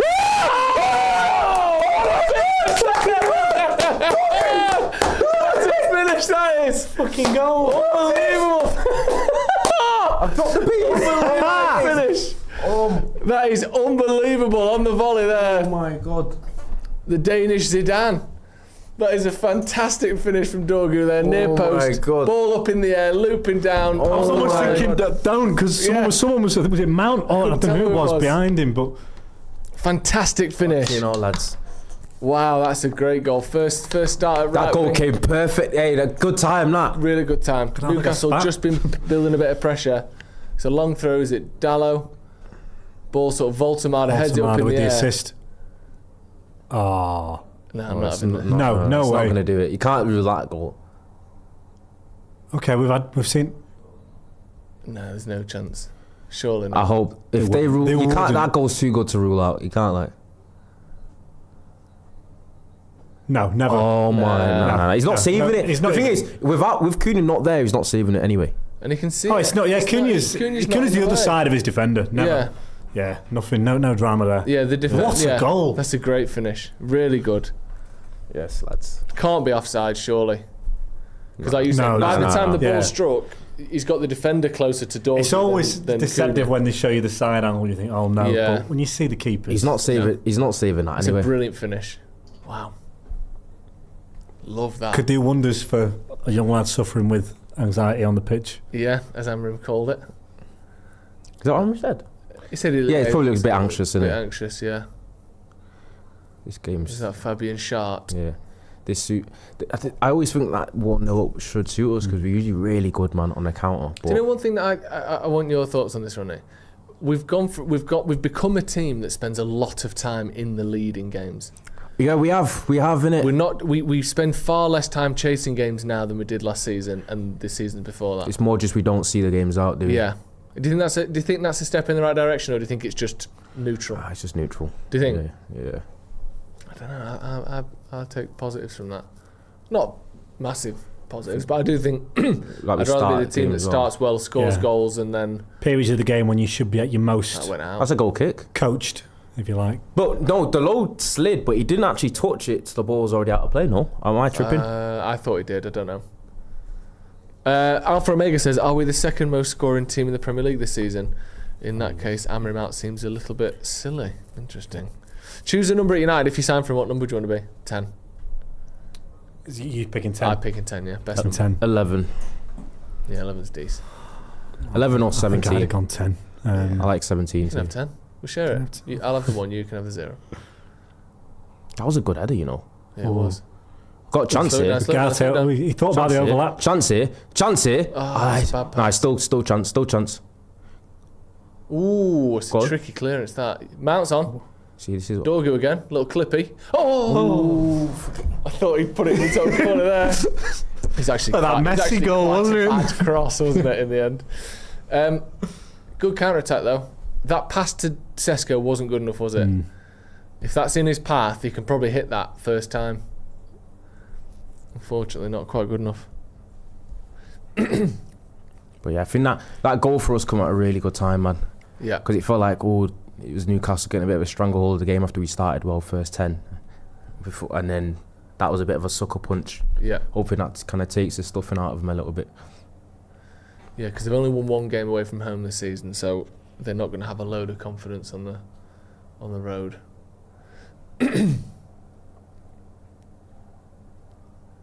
Hold on. Little nod. Ooh. Lovely turn, Dorgu. Hello. Dorgu, right. See you later, Lewis Hall. It's the one, isn't it? Oh, that could have been a better pass there from Mount. Felt like he'd tried to flick it around in a way he didn't need to when there was an easier pass on. This is a nice game to be playing at 1-0 up. I feel a lot better. Yeah. Just hopefully we see. Because I feel as though a lot of our most dangerous moments have come from winning the ball back. Win a ball back, and when we can. So that means they can't really sort of settle into the game because we're a biggest threat when they've got it almost. Lovely touch. I think Lomans, we've not seen too much of him in really tight areas with people bearing down on him, but in terms of his passing ability, I think I've been impressed so far. I think it goes under the radar a bit. I think he's been good. Like that first time left foot sweeping it in front of an attacker there. That's no drama. Yeah, you don't worry about him. Even though you don't think of him as a ball-playing goalie. Yeah. Please don't let me down. I knew they were going to put a clean sheet graphic on. Yeah, fewest this season. Only Wolves have had fewer. They've got 2 points from 18 games. It's horrendous, isn't it? That's utterly... this Wolves. season. That's absolutely unfathomably bad, isn't it? And also, they've been in this league for 12 years. I didn't think they were... I look at them as well. I don't think they've got that bad a team. I mean, they've actually spent quite a lot. They've been had all their best players taken over the years, but the money they've spent has been bad. But this is a team that I think relatively safely beat relegation last season. How do you go from that to having 2 draws and 16 losses to start a season? Who did they lose outside of They drew with Tottenham. Oh, who did they lose? Over the years, that's the thing. There's been an incremental chipping away. Yeah. At like what made them the Prem just. Oh, here we go. You look so dangerous when we break forward. Oh, Dorgu. Oh. But yeah, they lost like people. When you think back to him being quite good, they had players like obviously Cooney. They had Jimenez before his injury. That was 5 years ago. So also now. They had like Neves in the middle. They had João Moutinho. They had Jota. They used to have some proper players, and incrementally they've replaced him with worse and worse players. I think that's normal. Nori they lost, didn't they? He was Nori, the one I was they thinking literally of. this season. Cooney and Nori take them out. Because he was a big part of the way they played as well. Yeah. And Strand Larsen's not had as good a season. He did well last year as well, didn't he? Go on then, dogs. Oh, take the ball. He's done well. He's floating. I'm gonna say that was a dummy. Yeah. Not saying that was a. You don't think that was a little shimmy? I think he forgot where the ball was for a second, personally. But then he remembered. He remembered so well. He's so good at remembering. He's unbelievable at it. Casemiro just playing quarterback here. Look at that. Yeah. Us scoring first is big, man, because I think this is a game where... touch. I think this is a game where... Well done, Cooney. This is a game where I feel like if they scored first, I'd be concerned, because they can banker in, and I think we'd have trouble opening them up. Now that we've scored first and we can do what we do best, which is counter, and we look dangerous whenever we go forward. Lovely from Cooney there, because loose he doesn't. power. It's not clean. He has to sort of fight for it to keep possession, and he does that well. Unfortunately, just too many players on him by the end. But he does that well. The touch round the corner. Yeah, just get people off balance. Come on. Corner to United.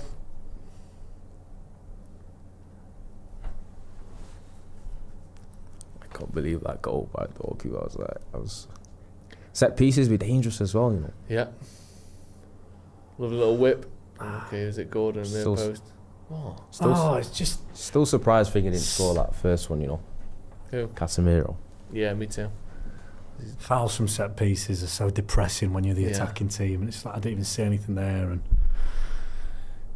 I feel as though if a ref wants to, they can give one at any set piece, can't they? Yeah. Because there's always going to be people grabbing and pushing. It's just random, isn't it? Because they had 10 players back there, and we've won. The ball's fallen to us. You know, it's still in a very good position.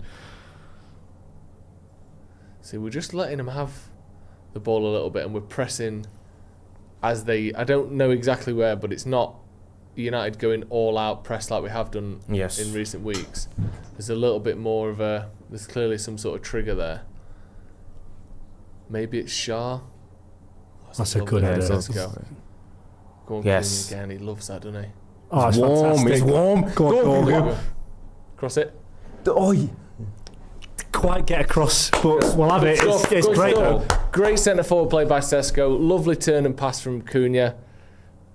And a nice little shot from Dorgu as well. We are missing players, but being 1-0 up, it'll just give, at least it's giving them 3 a bit of space. Yeah.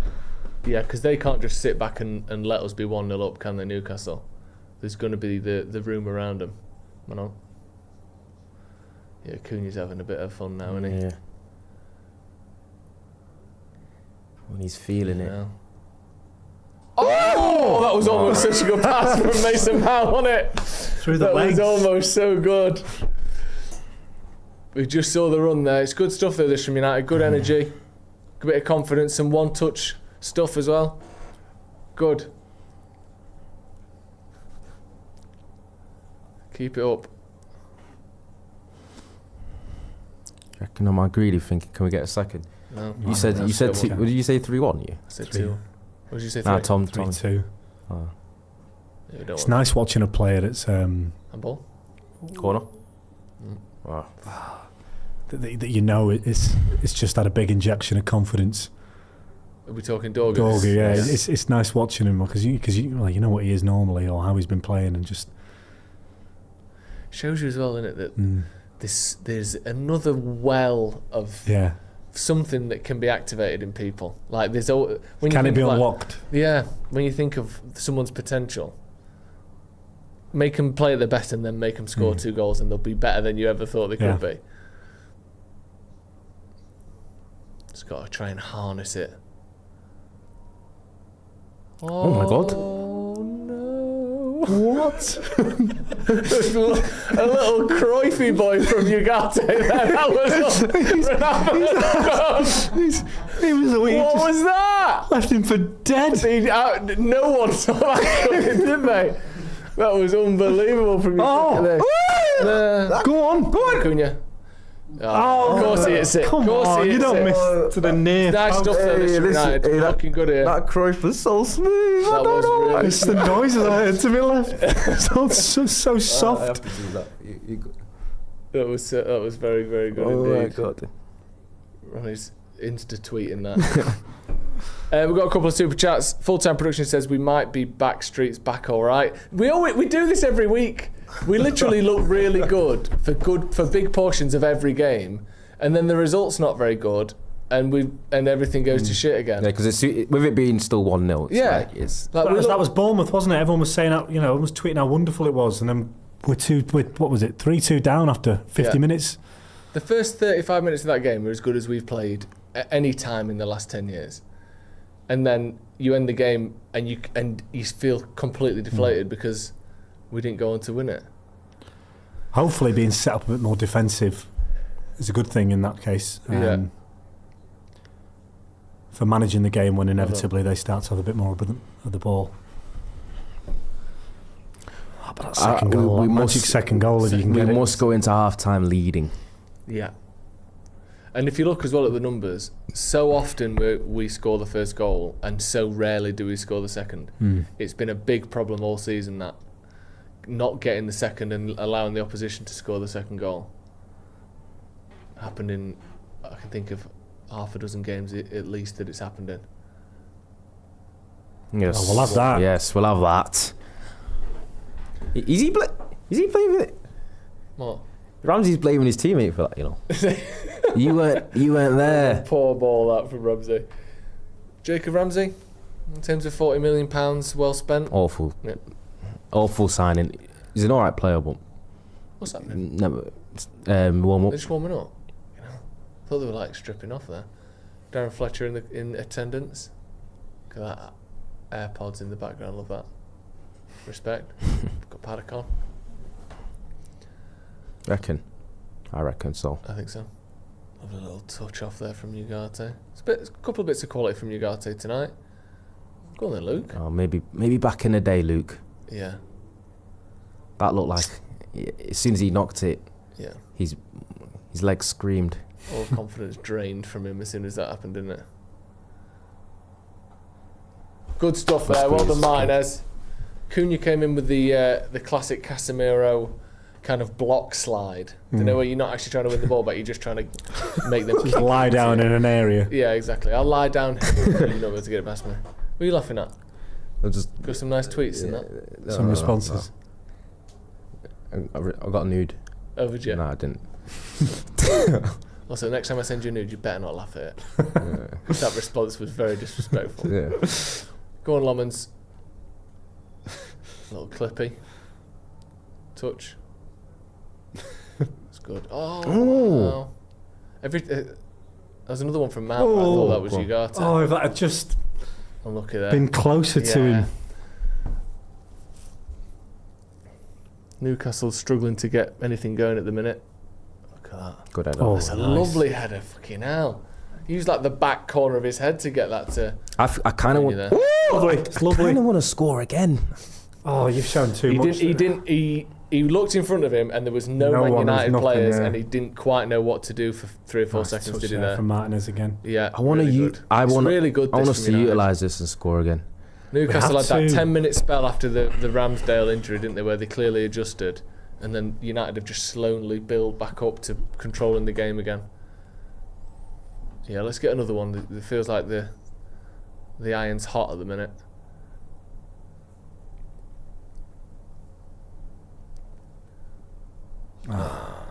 Inviting on yourself there a little They bit. plunge the iron back into the cold ice bath there, haven't they?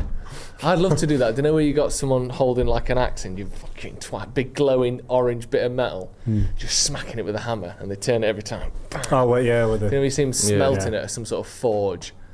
I'd love to give that a go. Just making daggers and that. Go on, Casemiro, first time. Oh, and again.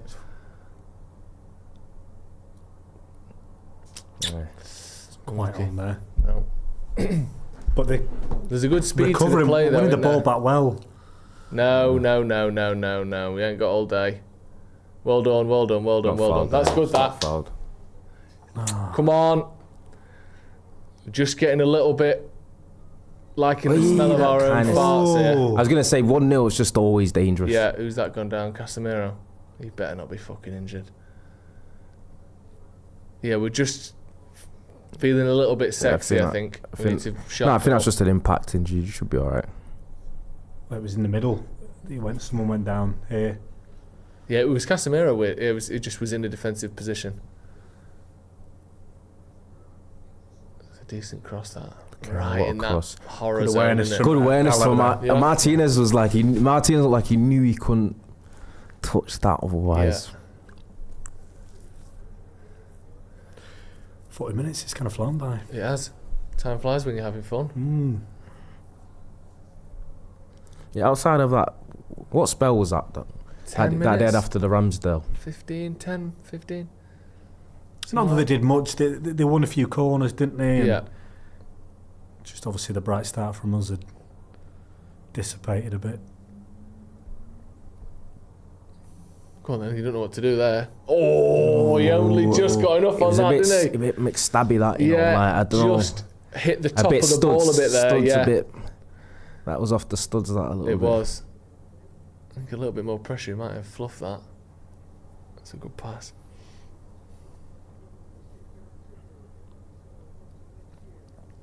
Come on. We dropped off a little bit. Playing a little deeper. That's actually ours. Yeah, that's well done. Flying at the minute, Dorgu, isn't he? Yeah, Casemiro knew what was needed in that moment there, didn't he? There's that little grin to himself. Yeah, Dorgu's loving it. Yeah. He's loving it. I love that because he was the one where as soon as the game started, went Dorgu at right wing. What's going on here? And obviously, he would have knew that from training. No, I mean for us. Yeah. I'm not sure. He just came up. Wait, what are you doing there? Amorim's baffled. No, I think as fans we all questioned it, and then he's gone on. Obviously, getting the goal, and he looks like he's got a bit of confidence as well. It's good stuff. Really good. Yeah. I don't want to see this though. Like a passive end to the half. I just see it because offside. Offside, no? I think he is. Oh, brilliant! Well, yeah, it's nice. It's good running that as well from Cooney there. That's I've just been subbed jog that, wasn't it? Oh yeah. He looked like he was coming off there. Altamada with. What is this? Oh, it's fantastic. It's a great goal. Strike. There's no little room to it as well. Oh, he catches it so flat. Yeah, he does. Should always shoot as much as you can, man, against Ramsdale as well. Look at the focus. He catches it so sweet. It's like an arrow. It doesn't loop. No. Yeah, it literally just stays 2 feet off the ground the whole way, doesn't it? Look at that. You know, man's been everywhere. Where is he playing? Man's in net by the looks of some of them. Come on.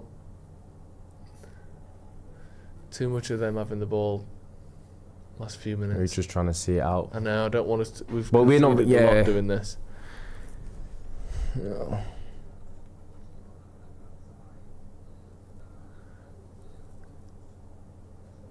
What a look. I was hoping he cut out because that was so telegraphed. Yeah. That fast. Yeah. Look down, wind it up. 3 steps. Yeah. And wazzed it.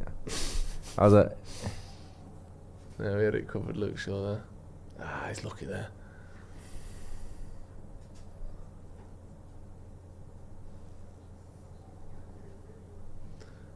What are we thinking? 2 minutes stoppage time? 3 minutes? There's never as much in the first half, is there? Usually no. Is that because of subs? Or do you think it's just like a cultural thing? Yeah, they just don't add as much. It's almost just like an accepted thing. Yeah. So you might get a minute for a goal in the second half. In the first half, you're lucky if you get anything, maybe 30 seconds perhaps. Bit of defending here, Heaven. That's all right. Well done. Oh, ref move. Oh, you lucky shit. Dodger. He's lucky there. If the ref wasn't in the way there. Did he get fouled there? I didn't think anyone was near him, were they? No. I think it was a late one. What we got? 2.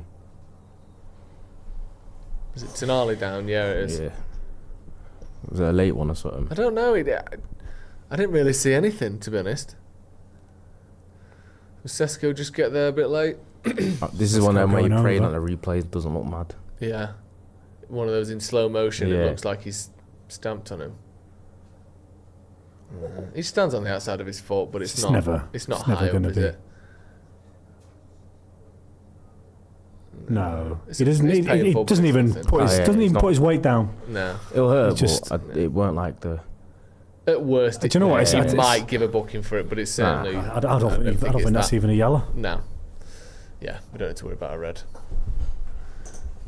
There's another one down the back of the calf that we saw. It was on Van Dijk the other week, wasn't it? Who was it against Liverpool? Simmons. Yes, Javi Spurs. Simmons, yeah. I was worried it was going to look like that, but it doesn't. It just stands on the outside of his foot, back of his heel. So we're playing till 48 then. Yeah. An extra couple minutes. Ramsdale injury incoming, says FPL Mickle.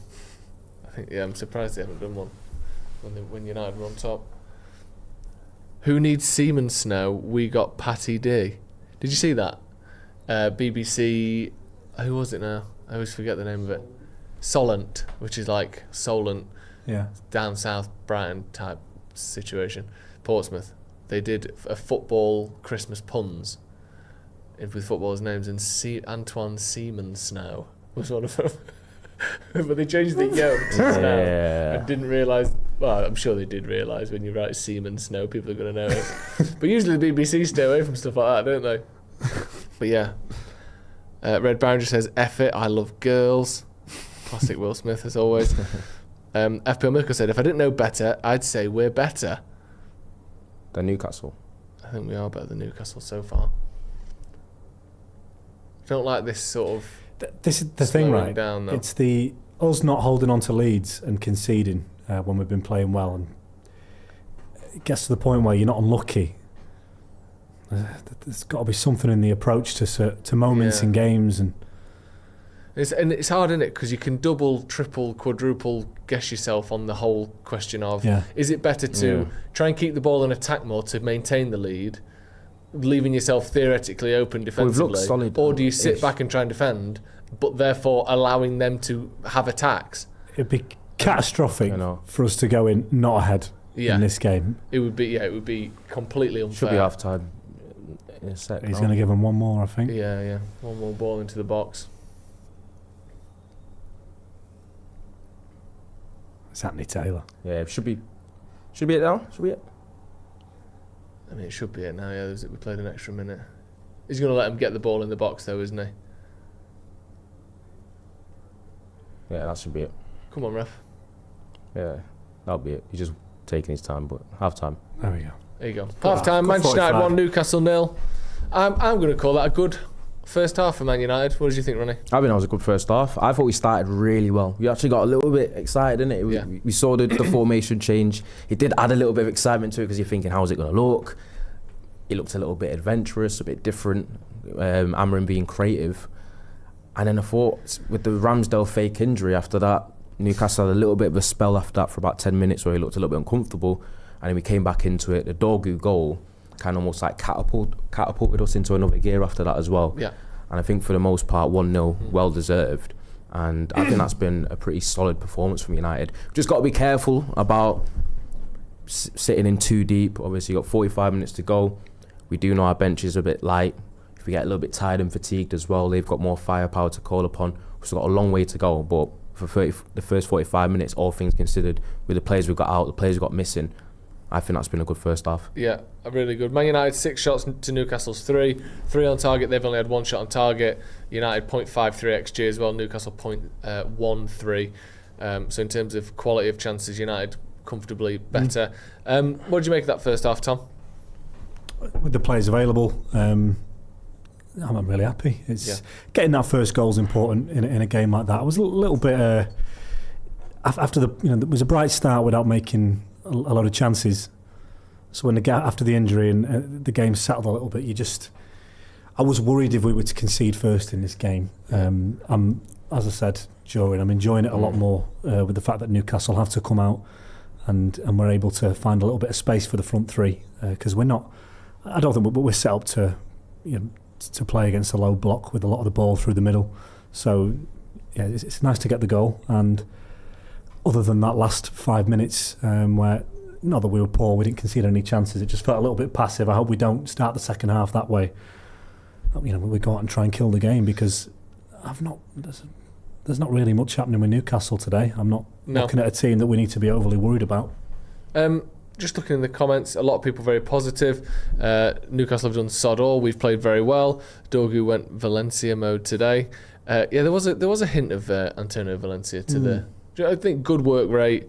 He tries hard. Little, not necessarily all of the finesse on the ball, that lightness of touch at times, but in terms of output and outcomes, you couldn't have asked much more from Dorgu, playing as a winger. Fantastic finish for the goal. Always part of the attack when we're going forward. Almost as set Sesko up. Almost set Sesko up. Yeah, he's been good. His formation. It's a place that he did play for Lecce. Yeah, he had games at right wing, but I think he's had a good first half. Do you know what I see him? I thought you saw the little G up that he got from Casemiro as well. For like, you tell the players are behind him. He's obviously gone through a little bit of a tough time of it as well, so he needs to pick me up. So that'll be great for his confidence. And there's been some nice football, man, between Mount, Cunha, Sesko at times. He's hold up at times. Sometimes I know he's lost it a couple of times, but I feel like I've been impressed with certain touches he's had. Has been a focal point, and then Dorgu is doing a great defensive job as well. That is very important. He's getting back. He's doubling up with Delo against Gordon, and I think for the most part, the way we look structurally, we look quite solid as a base. And I think Newcastle actually finding it hard to find solutions. And as I said, they've not created anything. No. And I thought United getting a first goal today was always so paramount. It was important, because Newcastle is not the team that you want to get ahead, and then they sit in and they do their defensive shape, because they are quite good at that. And then we probably don't quite have the personnel to be then open them up.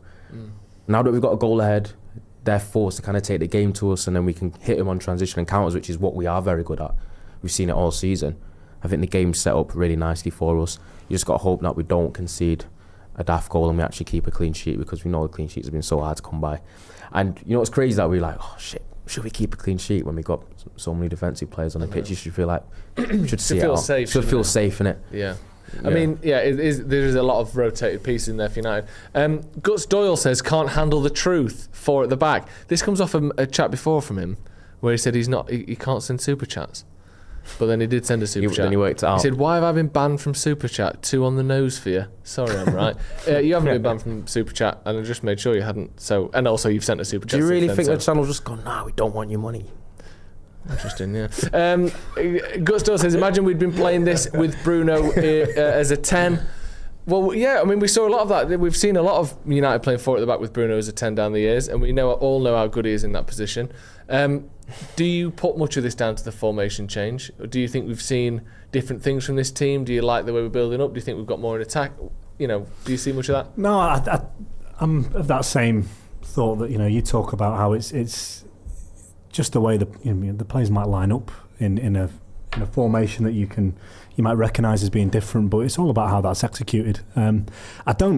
It's nice to see to see a little bit of tinkering go well, you know, and that Newcastle were thrown a bit at the start of the game. Yeah. I don't get the feeling from Amorim that he's someone that's going to be very rigid and we're never going to see anything interesting or inventive from him. I do feel, as he said a lot, that once I feel that we're comfortable in what I want them to do and be able to do on the pitch, I'm someone that will change in game. I will change from game to game. And I'm bored of talking about the formation. I am as well. Yeah, it is pretty constant. They're talking about it on Sky.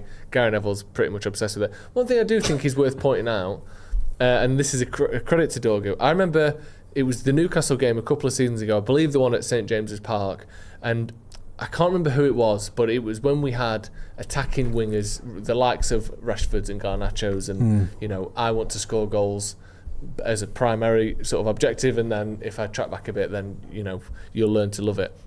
And I can't remember who it was, whether it was Neville or one of the other pundits for Sky, but I remember them specifically saying there was a point where our winger was asked to track back into our box, and to come back with one of their attackers in past our fullback and into our box. And I remember the commentator saying that you shouldn't be doing that as a Man United winger. You shouldn't be asked to do that. And almost as though it was below them, and that Ten Hag at the time, his tactics were too demanding and too negative if you ever think a Man United winger should have to do that. No one would. Dorgu's been doing that all day, by the way, and no one would ever question him and say, he shouldn't have to do that, because he's just someone that works hard and doesn't make a fuss and doesn't roll his eyes and throw his arms in the air when he has to track back, because that's just what he's like as a player, and he's a hard-working, honest player. And obviously, I don't think he's got the attacking ability of a Marcus Rashford or whatever. But I just think that there's a shift in the expectations of United players now, where Cooney did the same thing. He got back, tracked and shielded the ball out for a goal kick to Man United. No one would say it's below him, it's beneath him to do that. You should never ask a United attacker to do that.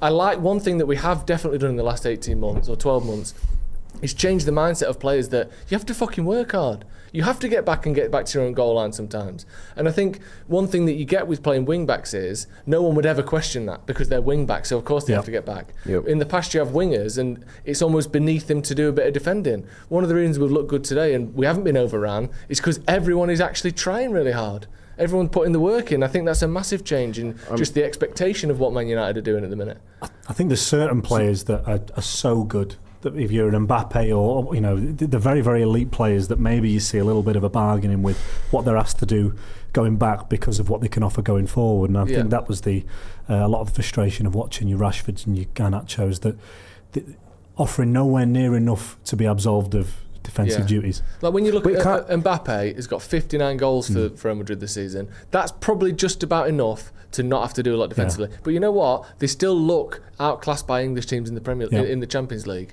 because when you need top class players who are also doing the hard stuff. If it was good enough for Rooney, maybe favourite player I've seen if we had a player scoring 59 goals in a calendar year, they could not track back as well, and we'd all kind of accept that.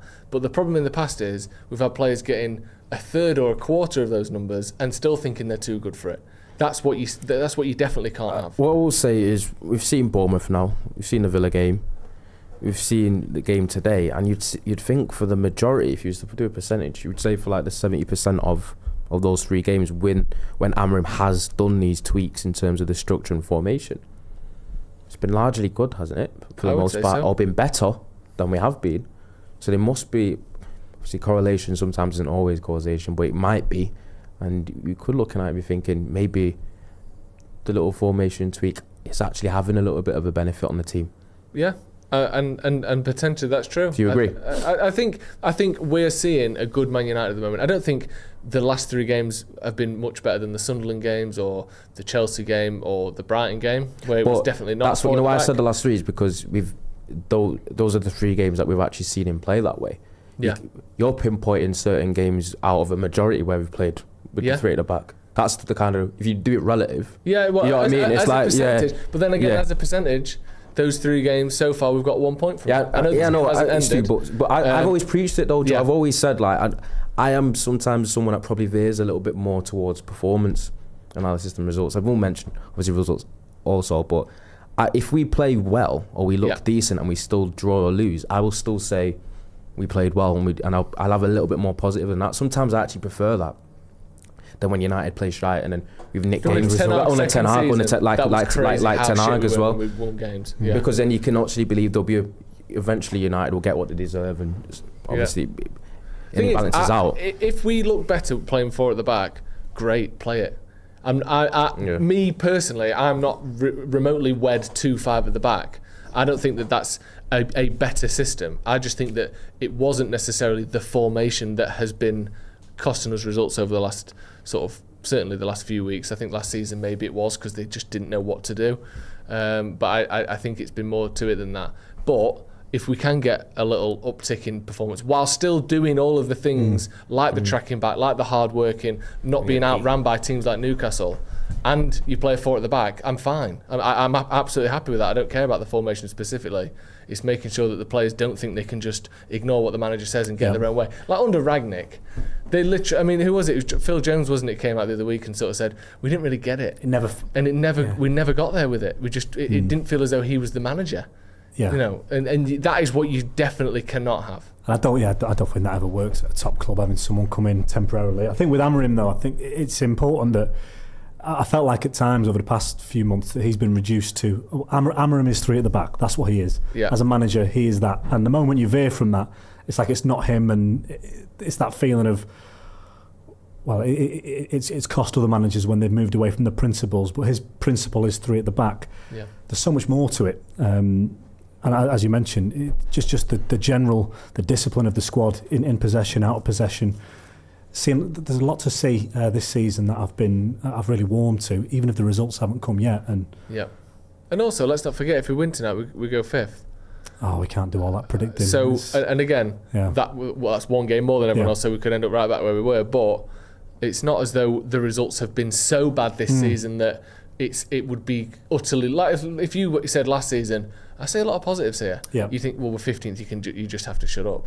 But they've not been that bad that it would be preposterous to look at the results as a whole and the performances. I do wonder. Go on. No, go. No, I wonder if some of the noise around maybe tweaking things a little bit and being open to tweaking things is the fact that even while we're definitely in something of a transition and he doesn't have everyone he wants yet, looking at how open the league is, and if you could just tighten it up a little bit and pick up results, Champions League football is genuinely a possibility. Whereas before the season, we probably thought we'd do well to finish top 6. That'd be really good. That'd be the most we can hope for.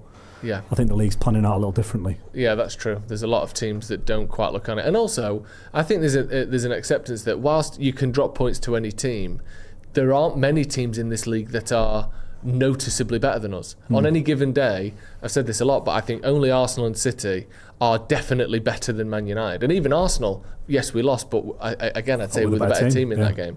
But I think those are the 2 teams where you go, if they play their best and we play our best, we'll lose.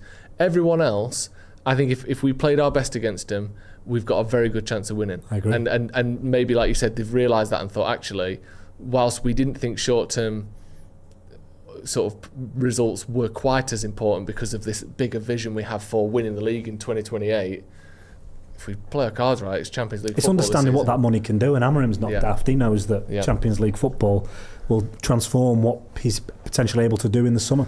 Also, the big thing to point out, it's only half time and it's only one goal. So how do we take this and instead of this common theme of they score next and we either get one back to get a winner last minute or end up dropping points, and as I believe, is that Jack Fletcher's coming on? Yeah. Who for, do we know? Is it Casemiro? He's the only one that went down with... Yeah, now that would be a big concern. I can't imagine it'd be tactical. No, I can't either. It's Mason Mount. It'll be an injury. Oh, fucking hell. For fuck's sake. Surely not. Can we get a bit of volume in just in case they mention an injury? That's really gutting. I mean, obviously, great for Jack Fletcher. And I'm excited to see him, but you don't want another attacking player injured, another midfielder injured. And it is in the worst time when you look at... There's no one on there. I mean, it is Fletcher, isn't it? I guess it's going to be a much more traditional 4-3-3 now, though. In that middle, it's going to be 3 there. We don't know if Mount is injured and to what extent if he is, but Mount's off for Jack Fletcher, Must be injured. Must be. Hopefully it's I'm just feeling something and he'll be back in. That'd be great, innit? It's not like we've got players out or nothing. Well, this is what happens, isn't it? And this is why, being in Europe and stuff, not just do you get more tired, but you get more injuries, and then when you get more injuries, the workload for the people who aren't injured goes up and they get more likely to get injured, and it's a sort of self-fulfilling or self-perpetuating situation, isn't it? This is nice though, good start. Out wide. Lucky. Who's this? Is that Fletcher there? Jack Fletcher. I would love for an academy, it's going to sound like... Go on. Like like a little Jack Fletcher goal or something. Mate. Yeah. Just a little one. Something to... That's okay. Get there. Don't let him out. How's that? Why can't he be tackled? I don't know. I don't know. Why can't Lewis Hall be tackled? I don't understand. Okay. I don't understand how Newcastle are in this position here. On fucking hell, he's fallen over himself. Thank God. He's been like that since he's been signed for them. Who is it? Jacob Ramsey.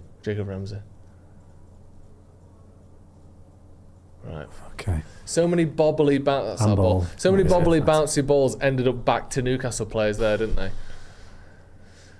You know what? When he cuts inside That here, touch I'm there is- thinking. That's a joke. That. Yeah, it is. I'm thinking stroke it into the corner. It's just, I'm thinking if he doesn't trip there, What's he probably falling over? scores. Ramsey's just putting that like. He just stubs his left foot, doesn't he? Stubs his toe. Yeah, that was Morgan Rogers all over again. I Wasn't it? need That the cut inside there. Maybe the football gods will be shining on us today to kind of equalise last game. Certainly I thought it was so unlucky against Villa. You look at the deficiencies in that performance. I think even if there we got wasn't a a lot. draw, but like Well, I've just felt no points at all was a bit. Yeah. Amir Hamed says, enjoying Amrim changing his 3-4-3 to make us better. Go Dario on. Brubeck. Well, doesn't matter. That's a foul. It's a foul. He's late there. He's late. Cooney got the ball first and he kicked him.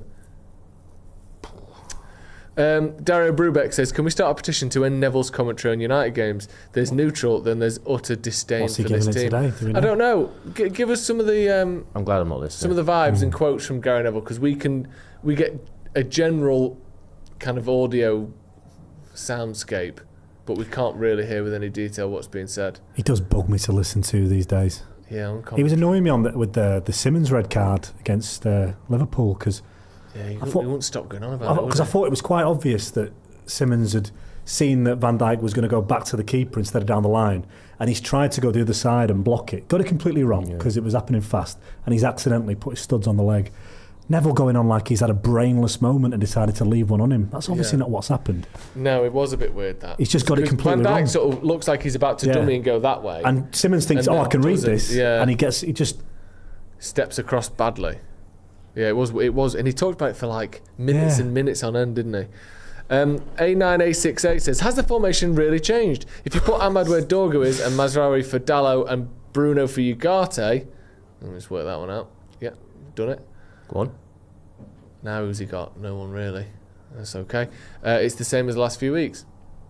I think. Nice. Oh, that's great. Good touch. Sesko's been good. There's not a lot Sesko could have done there. No, his touch took him into about 4 Newcastle players. Yeah. Isn't it? Is it? Where's Yeah, he gonna Sesko. go? He's been good, but you just want He's to see him so get deep. a goal, don't you? Getting, there. Just want him to get a goal.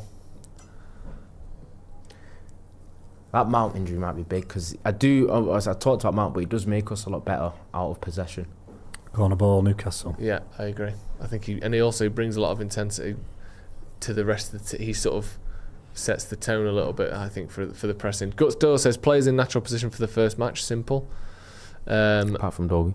But then people will argue he has because he played there quite a lot for Lecce, didn't he? Yeah. He's even played there for Denmark. It's mad that he's played right wing for Denmark starting. Yeah, he's mad. He just doesn't look like it when he got good header. Who's that? Sesko. Near post. it's solid from set. Big bounce that. Who can get on that? Casemiro.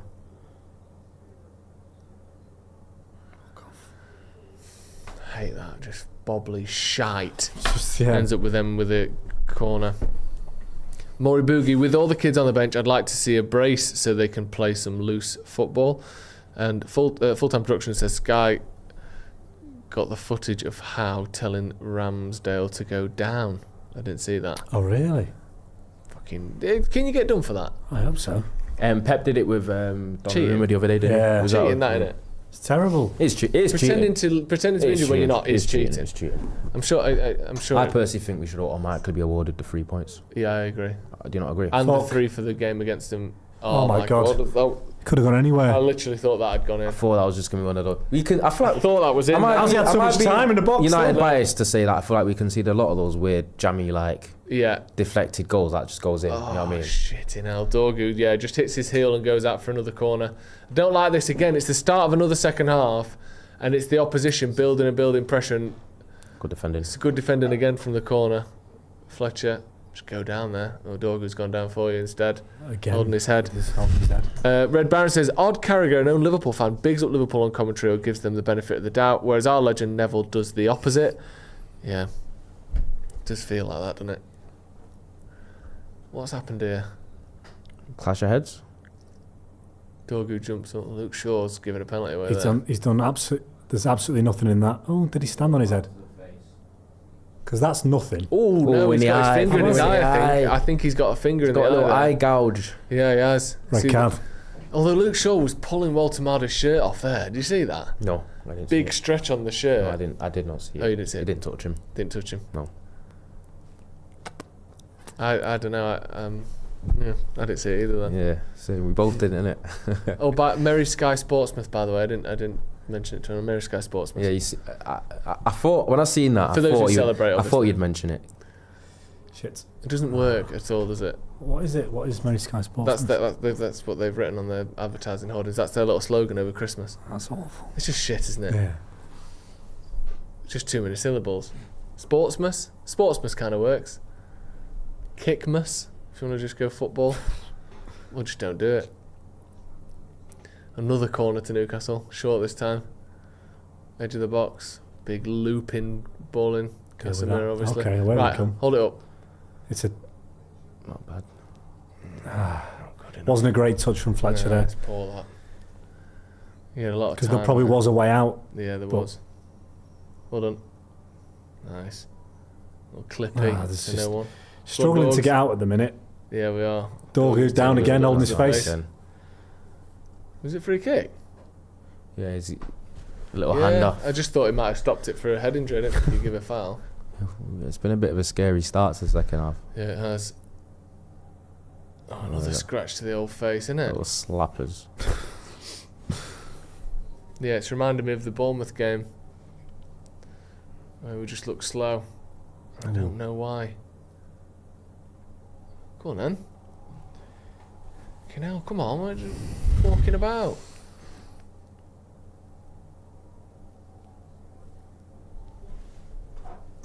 If anyone mentions what's up with Mason Mount, let us know, please. Yeah, I definitely want updates on that. It has to be an injury. He wouldn't have been took Yeah. off for any other reason. chance. Newcastle just building pressure here. I hate this. Another corner. No, it's fine. This is the problem because another thing with United conceding goals being whilst leading so often, it does become a little bit of a mentality issue in it with Yeah. the players where you start to sink in because you know that you're always Yeah. You're worried that it's you're coming. worried that it's come in and you, before you know it you're on your edge of box because you're desperate to keep them out and then just invites pressure. It's a hard way to defend like that for a full 40. Yeah. Certain teams are better at it because they've got defenders, as you say, personnel that kind of suit that way. Like Maguire and De Ligt probably are good for that, but Well done, Well done, Lomans. Lomans. Well Yeah. claimed. Yeah, if Maguire and De Ligt were playing, I'd have a lot more 'Cause you- confidence. defending the box, bunkering in kind of thing. I'd expect Newcastle to offer a little bit more than they did in the first half as well. They seem a little bit more. Come on, his Come big on, heavy come in. touch there. We've got to be getting on that. Pass him. I think that was He's got 3 players round him and he takes a heavy touch and it bounces There was a chance twice. to nick it. Oh, Jesus. kind of. Surprised Ramsdale didn't leave his leg out there and go down. Small things in it because I know it's not as simple as they're just not working as hard or not playing with as much intensity. But first half we probably nicked that ball away. Yeah. It's that just stepping off a yard, playing with caution. Bit of tiredness, of course. Yeah. Well done. It's a foul, no? And a pass. Well done. And again. Go on. It's been a bit of a struggle of a Bit of a start struggle. for Fletcher. Game's moving a bit too fast for him. Yeah. Not an easy one to come into. Is No, it? it's But difficult. Starting a second half like this, it's a very different game.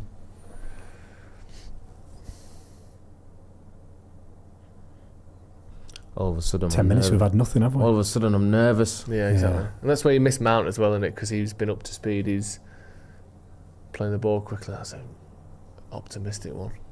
Glad he did that. Know he plays. That's Lewis Smiley out there, not Livramento.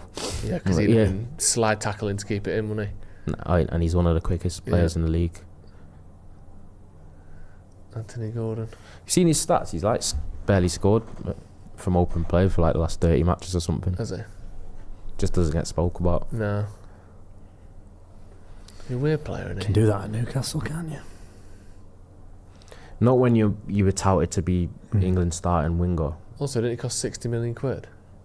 No, he had like a really good. No, he had a really good start to his Newcastle career, innit, being the main man. just fell off. Oh, it's only 40 to be fair. Going up to 45. Cheap these days. Right, keep the ball. Yeah, because Liverpool were interested in him. Yeah, man on. Well done. Nice and calm now. No, who's he got on? That touch was never on. Was it? You got to go back to No way you are on the there. pitch. That was so risky. Just little things like that. Yeah. And not being able to turn there comfortably. Right. Can we play out? This is the So far the answer has been no. I thought the pass should have gone back into Ugarte, and then you end up. Yeah. This is the only benefit. Like, Newcastle aren't the greatest at doing this. They're not. They're a Breaking bit teams like us. down. No, that's where they struggle. It's more when the game's a bit stretched. Yeah. They're great in transitions, aren't Yeah. they? Whoa! Almost. Just telegraph his passes a bit. I don't know. Yeah. Is it? That's like. Yeah. Disguise is king, man, at this level. Trust me. Yeah, this is. I don't want to jinx it, but this is not where they're good. This is why I'd rather not give corners away, set pieces. I know it's going to be hard. But the thing is, we're not good at this either. We've conceded a lot of goals from Nice little Leeds clip, and unlucky. sitting back. We can't be doing. We can't. This can't be the plan for the rest of the 45, game. yeah. Another 35, 40 can, minutes to go. but I mean, it can, but It- I don't think it is.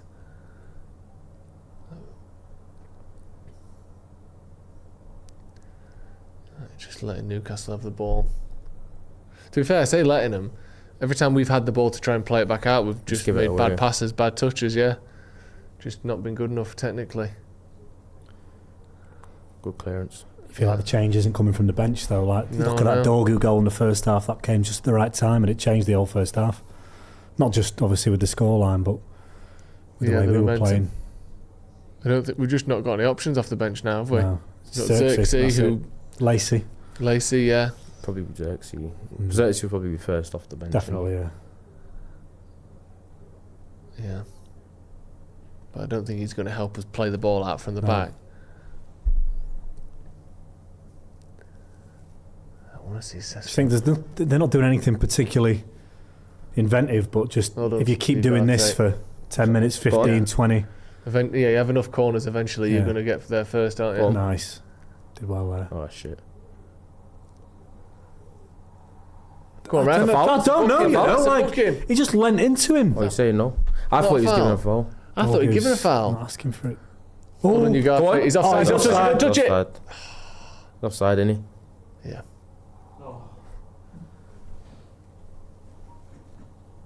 Miles off.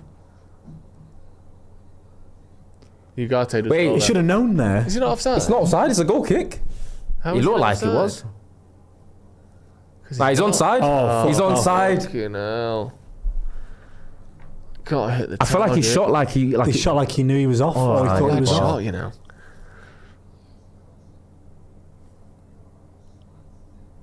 It's a good strike. Oh, it's not a bad strike, is Not it? a bad strike. Fucking hell. I think everyone just kind of thought the game Yeah, 'cause it felt semi-stopped. like he thought he was off. Xerxes has come on. Who's that going to be for? I think Sesko's been took off. And Euro coming on as well. For who? Casemiro. What?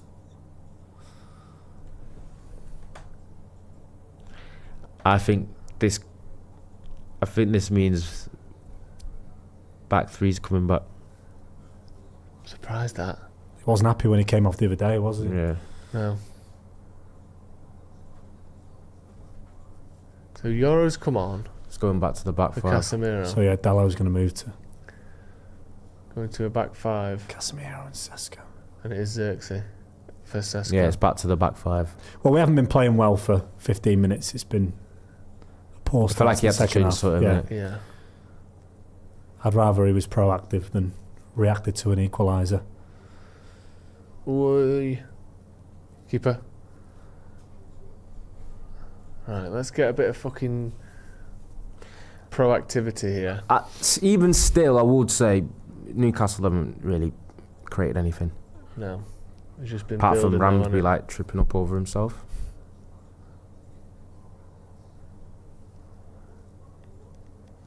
Jesus Christ. This might be a bit of a concern.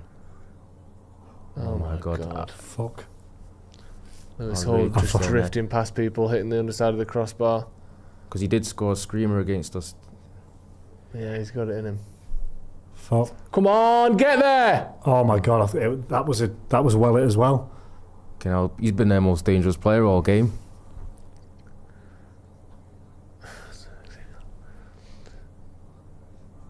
He has easily been their best player. It's a great shot. Look at It's that, like Jesus. That looked like Gareth Bale, if we're going to compare him. It's a great shot, that. No touch from the keeper. It's Well. Ooh. no, they're just Hit his own player claiming there. Well done, Hit his own Martinez player. there, and he's got It's a a foul. kick for it. Yeah, come on, ref. Come on, ref, he's fucking booing him there! Why is that not a foul? I think Martinez got fouled. He did! Martinez cleared the ball and got fucking booted. Looked to me like he had to think about it as well, which probably didn't help. Referee. Why is he not giving a free kick for that? What's this, a penalty? This one looked like it just hit his own player, the shot, for me. It's never on ball. Oh, shit. That's not on ball because it's a net. Oh, shit. It does it. I feel like it. No, it's his chest first. Ah, there it's you his go. chest first. He kind of Safe. pushes it first.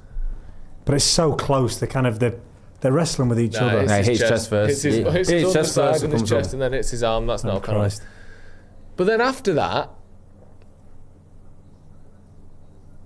Yeah, the thing is, he shot. Martinez knows where that's felt. it hits his chest. first. Chest first. Yeah, it's pretty obvious, isn't it, from now? If we're going to do this thing Hey, where... you know why Martinez knows? Because that would have stung a bit, do you reckon? Yeah, You reckon but it stung his nipple yeah. a bit? Yeah. He's got a red mark on his chest where it's hit him, and then it hits his hand afterwards. But the rule has been Why are there they still for checking? multiple years now. If it hits somewhere else on the body first, and actually, do you remember the only other person that didn't get that got a penalty given against him when it Was hit Martinez. was fucking Martinez. The Sociedad. It was Yeah. in the Europa League. The ball came off his leg and hit his arm, and they gave a penalty. They'd have Decision, cleaned no out. penalty. Yeah, There you he go. wasn't going to give it once it hit his Of chest. course.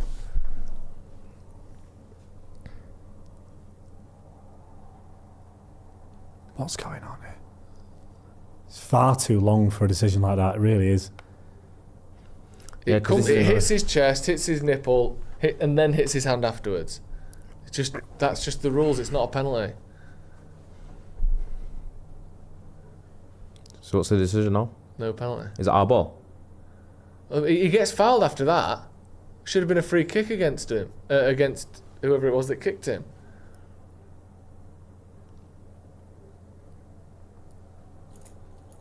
That's a long time for a decision that one replay is all you needed. Yeah. He knew that because so he just volleyed it at his chest from that close. He knew it hit his chest. He could feel it. I saw the red mark as well. Yeah. A little bit lucky because obviously he was grappling with Yeah, his the arms other are up, player, aren't they? which is perfectly natural. But if your arms are up and it hits him first, Gordon's going to want to go at Euro, isn't he? why would you do that? It's not a bad pass in the end. I mean, it was a stupid decision, but decent Dorgu. execution. Oh. Unlucky. Lewis Miley was fucking running in quicksand there. Yeah. Shah had to step across.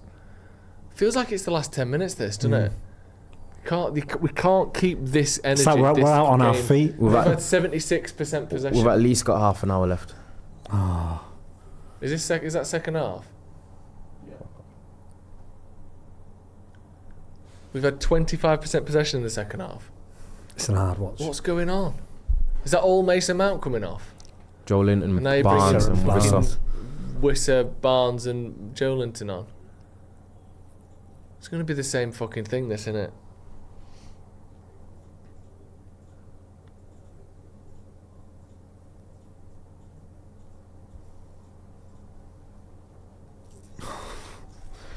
Tell there was Pretend so he didn't- much. pretend he didn't see it. Pretend we didn't see it. There was loads of spin on that. You could tell Yeah, when it it was was just coming too down, much it was spin. going to be impossible.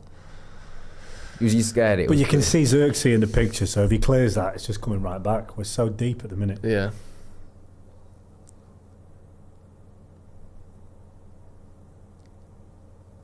Literally just camped in our box. Touch. Lucky. Just not getting the second balls, are we, at the minute? They're sweeping everything up. They might as well put Lewis Hall up front. He's the best player, isn't he? Been their biggest threat. Yeah, he's been good.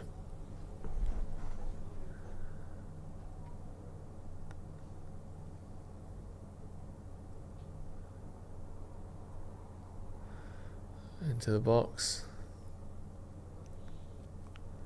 Cross. No. Barnes They is like always a that goal deep threat, cross, isn't he? don't they? Oh, they're in the box here, Gordon. Oh Christ! Feels like he's coming at the minute. Yeah, I don't know what we can do here. We're playing a bit too passive, man. He's got the balance right. I don't know what's changed from the first half.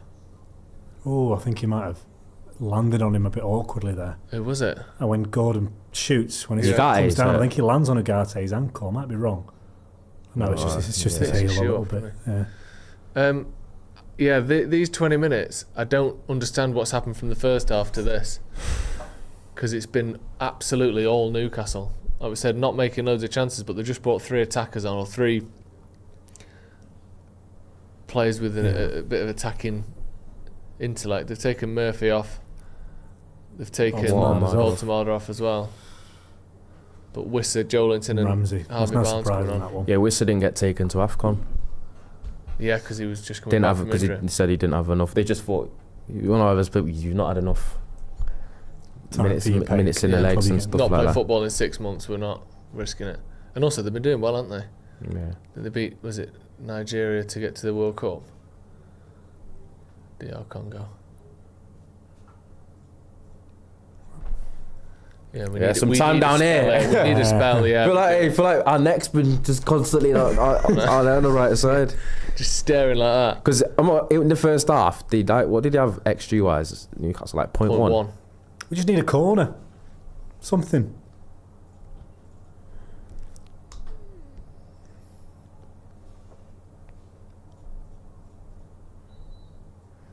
So far in the second half. I mean, they've only created 0.3, but they've had booked for time wasting. 78% possession in the second half, Newcastle. That's 10 man stuff. I do agree, though, that I feel like there's not been, for all Newcastle's possession and stuff, they've not. It's taking a long time again still. I can't recall that many big chances. No, they haven't had any. That Gordon one's probably the best they've had. Their best opener. He's done a couple of them. He does. He likes I think he's been really good. Yeah, I agree. Nice ball. Keep the ball, please. That's a bit weak. Fucking hell! It's a bit soft, innit? It's fucking nothing. You're leaning on the man more than you're controlling the ball. Yes. Well done, Yoram. And then when the man just doesn't stand there for you to lean on him, you fall over. Yeah, this is where we need Cooney's hold up. I was going to say, you need Yeah. hold up play now. If Xerxes doing it, Cooney's doing it, whoever's doing it, you've got to keep the ball. And Anthony Taylor doing his little sarcastic laugh at Cooney going down there, which always bodes well when you think of.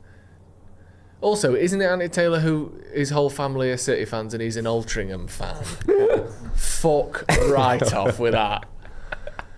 You know, all those Altrincham fans that you meet who are from a long line of City fans. This is what you've got to put down on the sheet. Well, you can't say City because then you don't get to. Then you can't ref any of the big games. Just say Stockport or something. The number of referees, by the way, Stockport who support like lower league or non-league teams is absolutely outrageous. Good football. That's a decent cross. Oh, it couldn't have fallen worse. Bastards.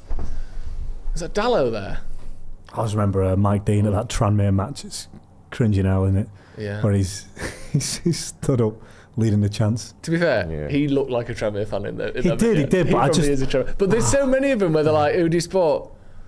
Winstalden. Is that even a place? No. Witten Albion or something. Yeah. You're like, no, you don't. Most people support. I would guess statistically, most people support a Premier League team. Yeah. And then after that, it goes. There's the big teams in the Championship, and then after that, it gets quite thin. I know a fair few people that have a football league team, but also have a team in the Premier League because you want to watch this, you want to have a vested interest. Yeah. Anyway, I'm sure he's not purposefully not giving us stuff, but it is funny that he's an Altrincham fan. How many fans have they got? The stadium. No, but the stadium. But then you think, well, they could have avid fans that don't go games. Maybe I imagine some of the Altrincham game attendees are not even fans, just something to do locally. They just live close by, Yeah, don't just they? live close by. And it's not their main football. So team. their average attendance, right, is about 2,500. Altrincham. That's good. I mean, it's good. Yeah. But Anthony Taylor's not one of them. Anthony Taylor's not one of them, is he? Yeah, this is what you don't want. Second ball's Joelinton in the box, just chucking his fucking Get rid. weight around. Yeah, throwing his weight around. Xerxes so deep. Yeah. It's been pure survival. I don't get why. I don't get why Well, this is. It's only worked so far because they still haven't really created much. No foul. Okay, get out of there. Oh, you got to use this. I mean, to be fair, it, look keep at this it, keep squad. it. Look at how depleted we are. Yeah. You can't have everything, can you? And that is a foul. You didn't get the ball. Look at that. Fucking yellow card. Take his card to Altrincham, this lad. I think he ever stands in the stadium like that. Are you allowed to do that? What? You're allowed to take your own cards to the match and hold them up? I'm not aware of any rule against it. Love that. What? Presumably you're not allowed to take your own line flag though, because if you took that to a Sunday League game, that would cause absolute carnage. So Sunday League, yeah, but I mean, people bring whistles, don't they? Yeah, that's true. Yeah. Probably would get confiscated. People bring drums. Who was it? I saw the other day. It was in the Oh, Go on, Dallo! Oh! Fucking hell! Oh, you bastard! You can't. That's game over. What a pass that is from Martinez. He's offside. No, it looks like I think he could be on there. It's a great first touch. You just got to put the fucking target. Oh dear. Defender's sleeping. Ghosts in. Great control. Ramsdale's on the floor. That's so scoreable, and for that's all- game over. For everything we've said, that's the best chance of the second half. Yeah, it is. It's the best chance of the game. Best chance of the game, yeah. Christ. So annoying. Now here come Newcastle. Yeah, and they've got a In the clean box. run into the box here. Well done. Well kept. To be fair, I wasn't that nervous because when I saw it, it looked like we had about 20 people in the box and they had Yeah. like 2, and I was like, yeah, I feel like we should be able to. What I'm more worried about is a cross in here, a half clearance fall into one fall of the into guys. someone on the edge of the box. That's, Yeah, that's how I see it. that's the going. way, like you half clearance it and then it goes. Sexy, man. Look at the ball when it's coming up. That's unlucky there, Fletcher.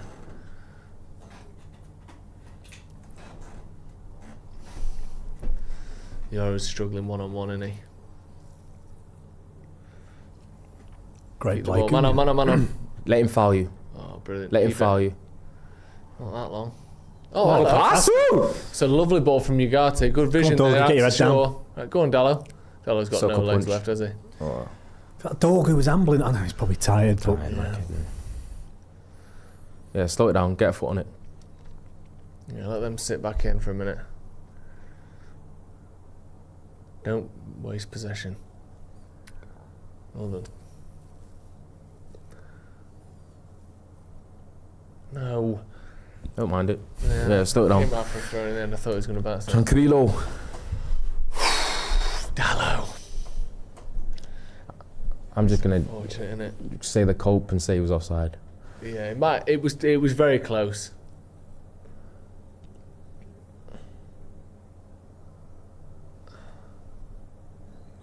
Got a challenge for the ball. Oh, Dorgu. This is unwelcome relief. Yeah. But I will say, I know it looked nervy, but it didn't. oh, he just about managed to recover there. You're there with an extra heavy touch. Keep the ball. Well done. Look, Dear, oh dear. that's the sting of that. Keep the ball. Yeah. That's Easy your way. job. Keep it. How long do you want to bring it down and bring someone else in? You've got to be quicker. It's gone very chaotic. It's good from Dorgu. It's gone Just very play it chaotic. safe. Yeah. Just don't. So it's like, I don't think anyone wants it. I know. Now go on then. He's going to win that. Yeah, Oh, it's brilliant Cooney. use of the So body good. there. He's He's so good. at that. Unlucky.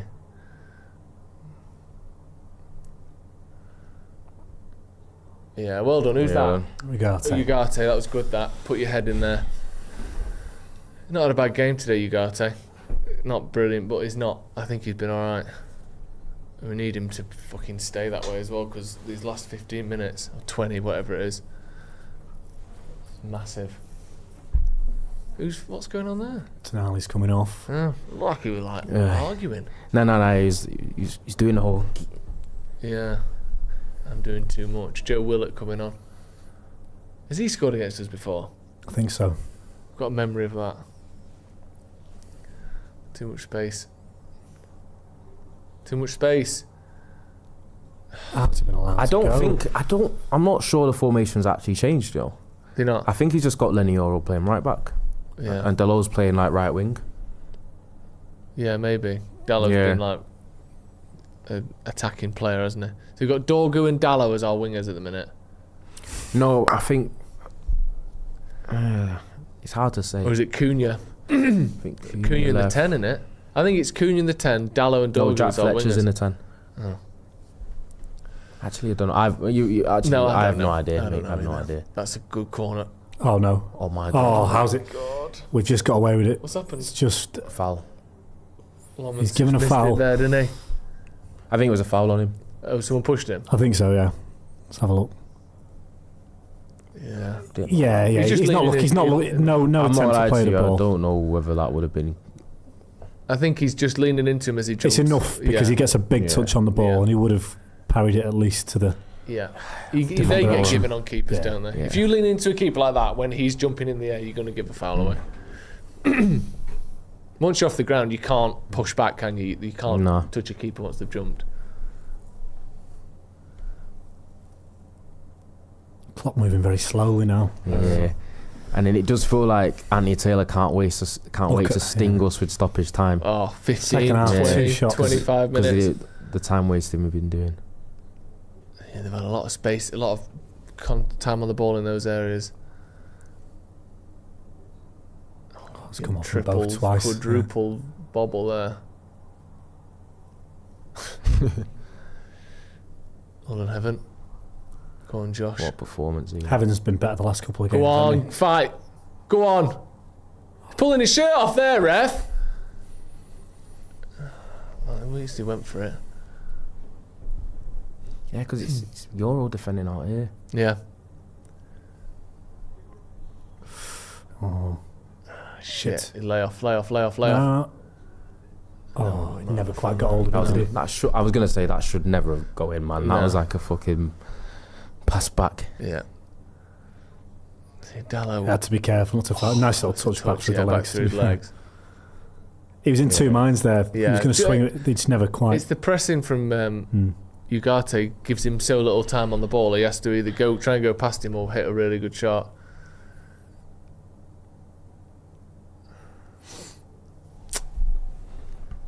Come on.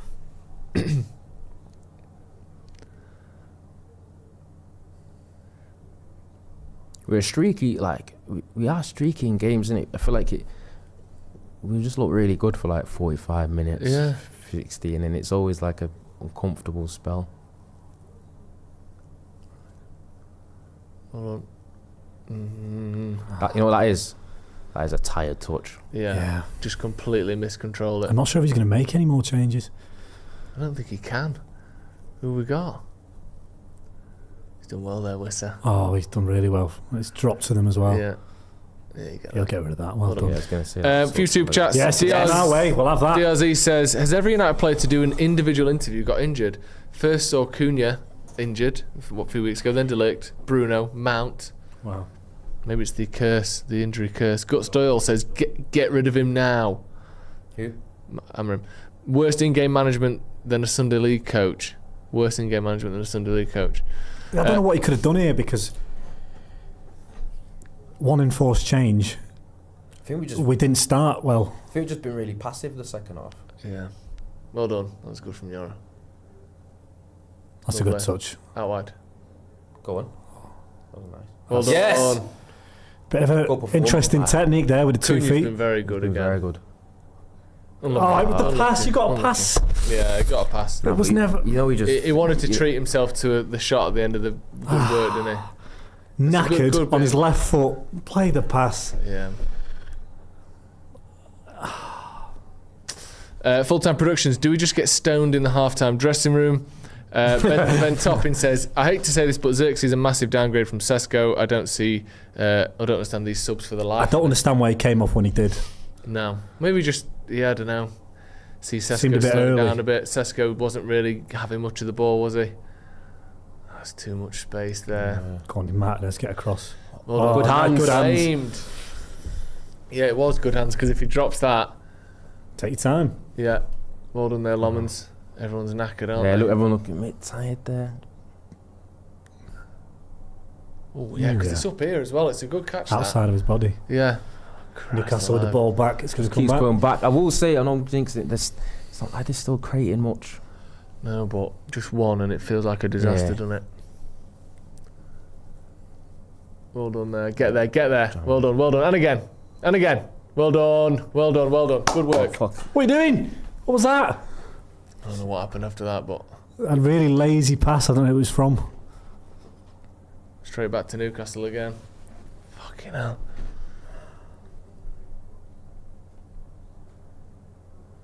Cooney's knackered after that run, isn't he?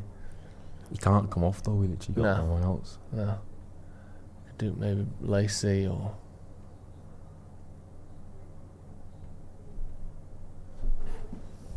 Just need one little ricochet, don't you, at 1-0. It's horrible. Yeah. Well done. Oh, Get out, get this out, is get the out. ones there. Yeah. Okay, that was a bit behind him as well. Well done. Get there, Xerxes, get there. Way too Don't high. keep it It's in. climbing a bit there as well. Yes. Yes. All the way out. Discombobulate says Xerxes playing like someone who's been told they're going to Roma in a week's time. Joe McGrath 93. I don't know if it's that Joe McGrath. Xerxes plays like he's won a competition to play for United, having never played football before. Is Joe McGrath 32? I don't think that is Joe McGrath. He's born in 94. Yeah. Or 95. Nostalgic Neil. Lads, I love Yoro, but he's recently... what? But he's not been very good recently. He's been is what I'm put. trying to say. I feel like he's been playing right back-ish a lot, and it's not. It's made it worse. Yeah. It's not natural to him. No. Hands up for the Panther. I think the mods kicked Guts Doyle. Don't worry, guys. Told them to. What? He was the same guy not happy in the chat of the Villa game. Not sure about that. Red Baron says, why are we tired? I don't get it. I mean, it's tiring sprinting around for 90 or 80 minutes. How's that fall into a Newcastle player? Yeah, it's literally It's just gone through thread through three of them. players there. And even that ball Shit. would... thank God. That ball inside, it got wrong, and it Yeah. just... And when you're so deep, there's no... I know. No margin for error, is there? They are getting a little bit more openings. Yeah, they are. Like that. Was it Euro Heaven, sorry. Does well to get close there. Force him into a bit of a snatched shot. Thing is that people talk about in-game management. I don't think his subs changed the game. I don't think they made it worse, though. No, it's just been the same. I think he was just hasn't unable to, probably with limited options, he was Yeah. unable to have the impact they wanted. it? Yeah. I mean, obviously slow now it getting down. injured is a big Yeah. kick in the bollocks. If he is injured. I mean, you've got to assume there's something there, yeah. Hopefully, Slow it down. I'm just starting to feel something in my hamstring. Right, we're not taking a Yeah. chance to get you off, or whatever. Hopefully, it's not a case of he's done something. The fact that he got to half time gives me some hope that it's Yeah. not too serious because was able to finish the been half. He's done Bullet, this a but few you don't times, hasn't know, he? do you? Where there's a little nick and it's just a week. Yeah. Garte's not on a yellow, is he? No. He'll probably take one soon. Fuck. It's Good header. It's good Good header. header. as well, Martinez. Good Out defending. wide. Unlucky.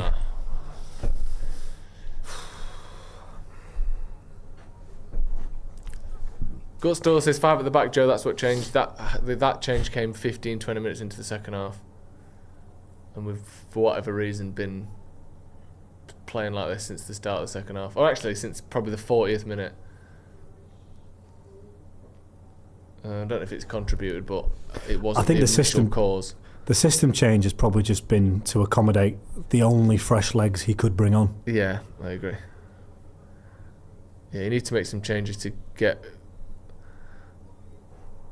Oh, that's a knockout. That. If it's a head injury, Yeah, stop it. Stop it. I mean, hit him in the head. Look at him. Dorgu, stay down for a Stay bit. down Come for on. ages. It's so daft, Remember when isn't it? Ramsdale did his hamstring and the Newcastle players were fine with it?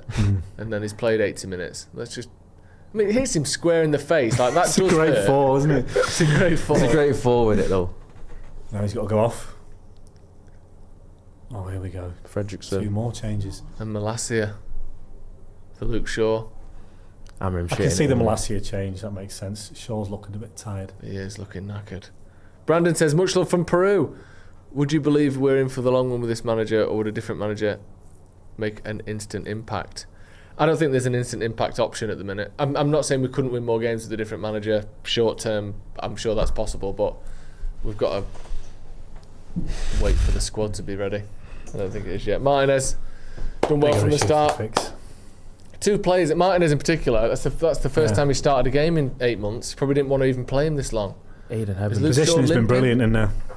Is he limping, Luke Shaw, or is he just Nah, just tired. Age that. Heavy Yeah. legs. hip? Malacia Malacia making his of first the bomb appearance squad. of the season. Has to be. First minutes of the season. Martinez has been excellent today. Absolutely excellent. Again, I hope they're both just freshness. Tyler Fredrickson coming on. Fucking hell. How much time do you reckon? This team now out is there. wild, isn't it? Yeah, how much time do you reckon is going to be added on? 10. 8? I had 10. I think it was. I think you're pushing I think for St 9, James's Park it'll be 9. But it's been no goal, has there? So that's. Old Trafford it'll be 8. I'm one of the people that thinks it is swayed a bit the amount of time depending on. The game state. No, the. It's a good ball. Oh, well done. Wow. That was landing Confident right. There. That was Lomans. I'm not gonna lie to you. I thought it was landing right at Joe Linton. Yeah, me too. For Like a big behind him. Bang back across. Behind him, look. Yeah. Just to stoop it in. No, I think you get like you squeeze it if an extra 1 or 2 minutes if the host team. Yeah, I see that. Or is that just probably delusion? No, Yeah, I agree. I agree. I thought that with the Merseyside derby at Anfield this year. Yeah, what was it? 4 minutes? Yeah, and there've been time wasting, there've been all sorts. But wherever it was at Goodison Park, you think it would have been like 7? I just think there'd been goals as well at both ends, I think. Or has it been... I can't remember, but there'd been... I definitely watched it thinking this is 6, Hold on, 7. keep it. Hold on. I think if it was the other way around and Liverpool were chasing the game, it would have been 7. Just the lack of quality in there then. Yeah. That would... It just... Fucking hell. Dallo in particular. Players on the pitch is mad, isn't it? This team looks like we've got a big game coming up at the weekend. Oh, we're The suffering a rested players. horrendous injury crisis. don't really Yeah. have, we don't have much on the bench, to be fair. It's And not- and there's tired legs as well. So Yeah, I think you had to make subs. You can't. They were getting, like we said, they were getting more and more space around and inside the box. We weren't be able to close them down. You can't just willingly let yourself get overran. Fuck. Oh, no. Good touch. That's, Oh, sliced over by Sliced, that's Miley. it. that was a bit too close for comfort. Yeah, for me, it was. I'm not gonna lie to you. A good shot there. And it's I a didn't goal. see it at all, so I was thought- thinking it was 7 Barnes. minutes stoppage time. It's a good touch as well. It's just an awful 7 shot. minutes. It's well over that. These runs off the ball have been really good from Newcastle. Is it Lewis Hall again? Great cross. He looks 10 years younger than he is, doesn't he? He's 19. It's tall. Yeah, he isn't looks it? 9. He looks like he's 9 years old. My butt's been clenched for like 20 minutes now, Yeah. man. Have another Baileys. Well done. I thought he was going to try and head it back to the keeper there, Malacia. The way he was running was like someone that has not played. Someone that hasn't ran. All right, 1 minute down. Also, when there's this much stoppage time, you're guaranteed there's an extra minute. Yeah. Because in that time there will have been enough stoppages to Or guarantee. So time there's wasted. going to be Have we 8 made all minutes here at subs? least. Yeah, we have.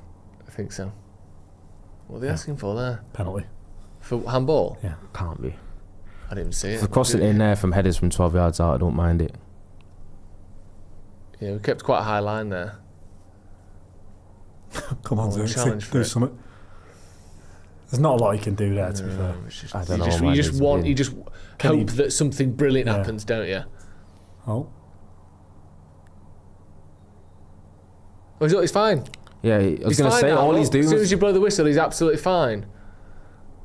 all he was doing was Send him wasting off the time pitch. for his own team. What was that? I think he'd already decided he was going to book him, so he has to. He'd blown the whistle. He has to stop. You can't do a quick free kick if he's going to book him. It's not yellow, is it? Yeah. Is that yellow, do you think? Well, he does it. It's so Probably. unnecessary, isn't it? And it's Yeah. Back of the head. Yeah, actually. He's just trying to break the game up, I think. Yeah. He's arguing with someone. Oh, the ref, not ideal. When you see the arguing with it, you'd rather it wasn't the ref. At least it's wasted some time. Yeah, it's going to get all piled back on there, isn't it? It never comes back with just exactly what it was. That's You don't true. stop the clock. You'll either get Over him. You'll either get more or. I was hoping he just overhit that, you know what I mean? Go on, you got to get in there. And that. Oh, how have you not won the ball?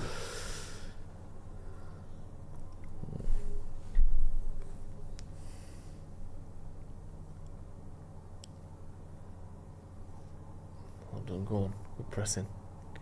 Oh, sexy. It's alright. It's alright. He turned A lot it of so space easily. in the middle here, look for Gordon. Get out again. It's hard work, this. Keeper. Keeper's ball.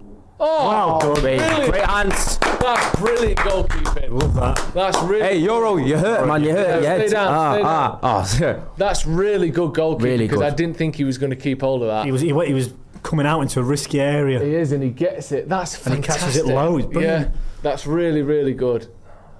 Okay. One. Send him. But- Oh. I was gonna. That If you was keep done. it first, but I was like, send it down the line, please.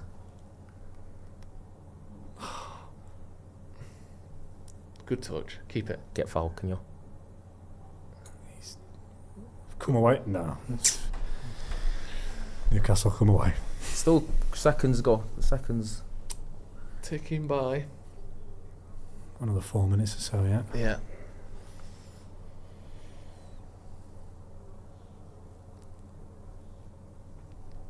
Edge of the box. Too much time to line it up. It's Overhit. overhit that. Oh my god! no. Oh my god! Lemons. Oh my god! I'm glad because he could have just let that go. I swear. See, I Was that think going he- out? I don't think he could risk I think it it. fell in play, Yeah. so he had to.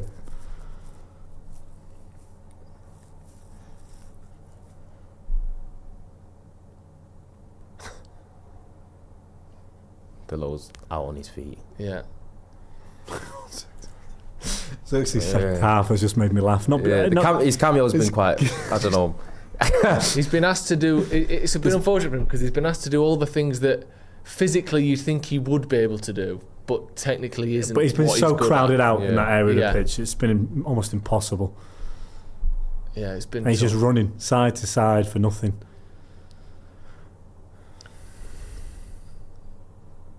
Get there. Oh, Yes. for a Is that a second corner? when it went No. over Lomans, I thought that dipped in then.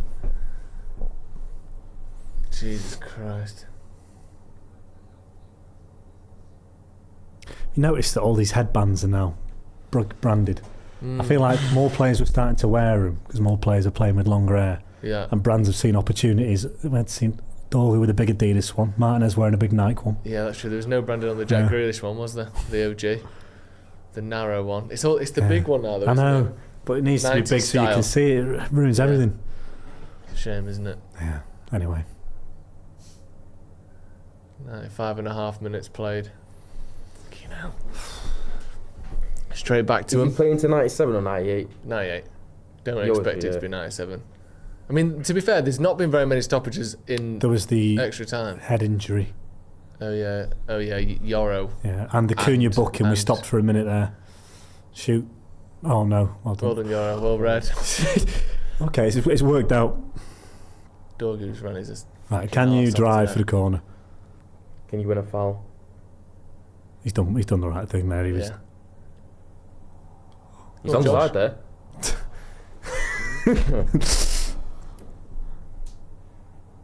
Oh, Josh. Oh, Josh.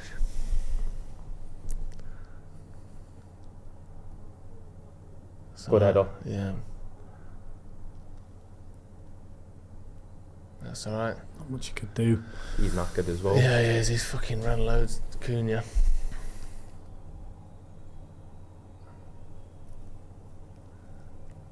surprised Jordan. They haven't done much. I shouldn't say anything. And I was going to say, I've Don't said, do it. Save it. Wait a minute, and then you can say it. Right. So we're just about that to hit enter- Barnes. I thought that hit him as he going past. We're about to we're in extra time. That's what they're all saying, yeah. Go on. Go on, ref. He's going to have the time. He's going to let him have one more at least, isn't he? Ball's coming in the box again. Heaven. Get Heaven! Right, boot it. Boot it. Go on. Just go. That's us. That's their ball, by the way. Oh, shit. It was theirs. Ooh, got lucky there. Is it blown? It's 1-0. 1-0. It's finished. 1-0. Oh, come on!